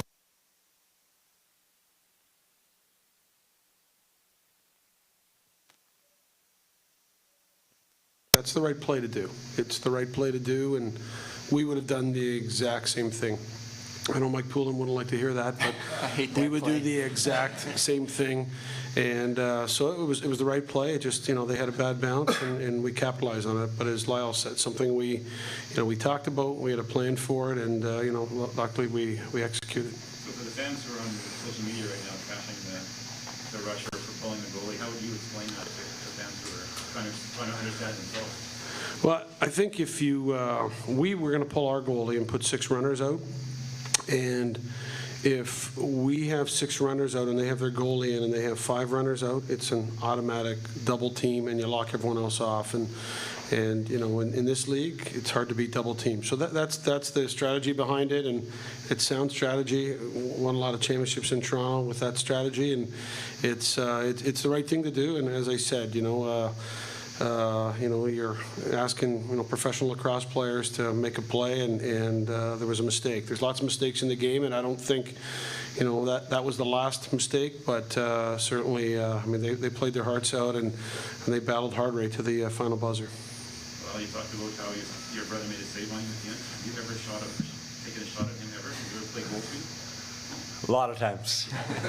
I played goal a lot more than him in the backyard, but you can listen to stories from my parents. We got holes in our living room. Winter time, we always had a stick in our hands, and we're always playing against each other right from when we were kids. So, I mean, I tried to put Dad in the corner. All he did was put his arm in the corner. So it was crazy. Did he say anything to you after the game? We didn't say a word. We hugged, and I could feel the emotion. A lot was going through my head. I knew he played a heck of a game with scoring, to go ahead right at the end, making a save, playing unbelievable at the face-off X. And I know the kind of person he is, and same kind of person I am. We're going out there, we're giving it everything we have. We're not leaving anything.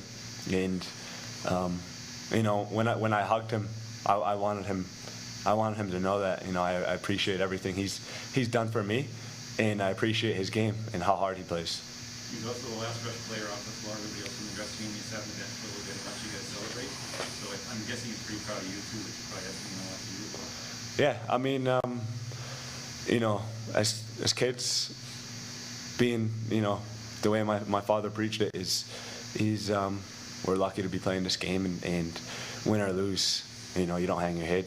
It's you're proud to play this game. You're thankful to use this game as medicine for yourself, but as medicine for other people. So for us, there's a lot deeper meaning to it, and it's not just about winning or losing. So my wife texted me right before the game.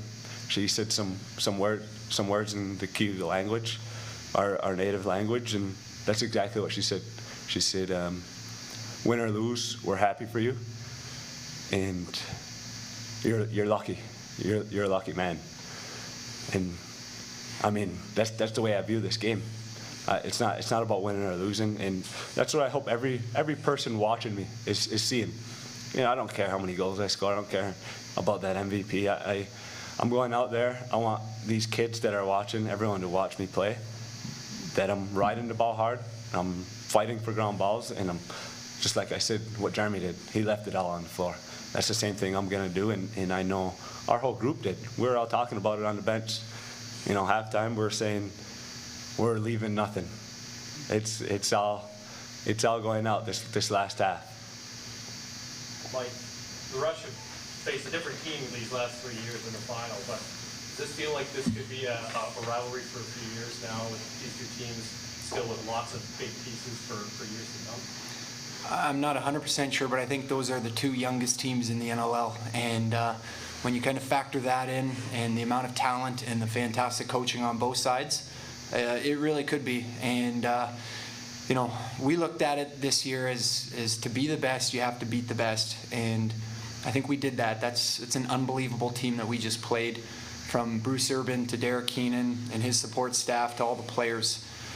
So we don't take that lightly. We played an unbelievable team with unbelievable fans, so it just kind of makes it more sweeter. But that being said, like Coach already said to me, the best feeling is doing it again. So we plan on preparing for that, and they'll probably, we expect them to want it back as well. Well, you played a lot of lacrosse, had a lot of accomplishments. Where did this rate on your list of great accomplishments? One. I mean, like I said, I played in the game, but everyone I talked to said it was a crazy game to watch. It was unbelievable.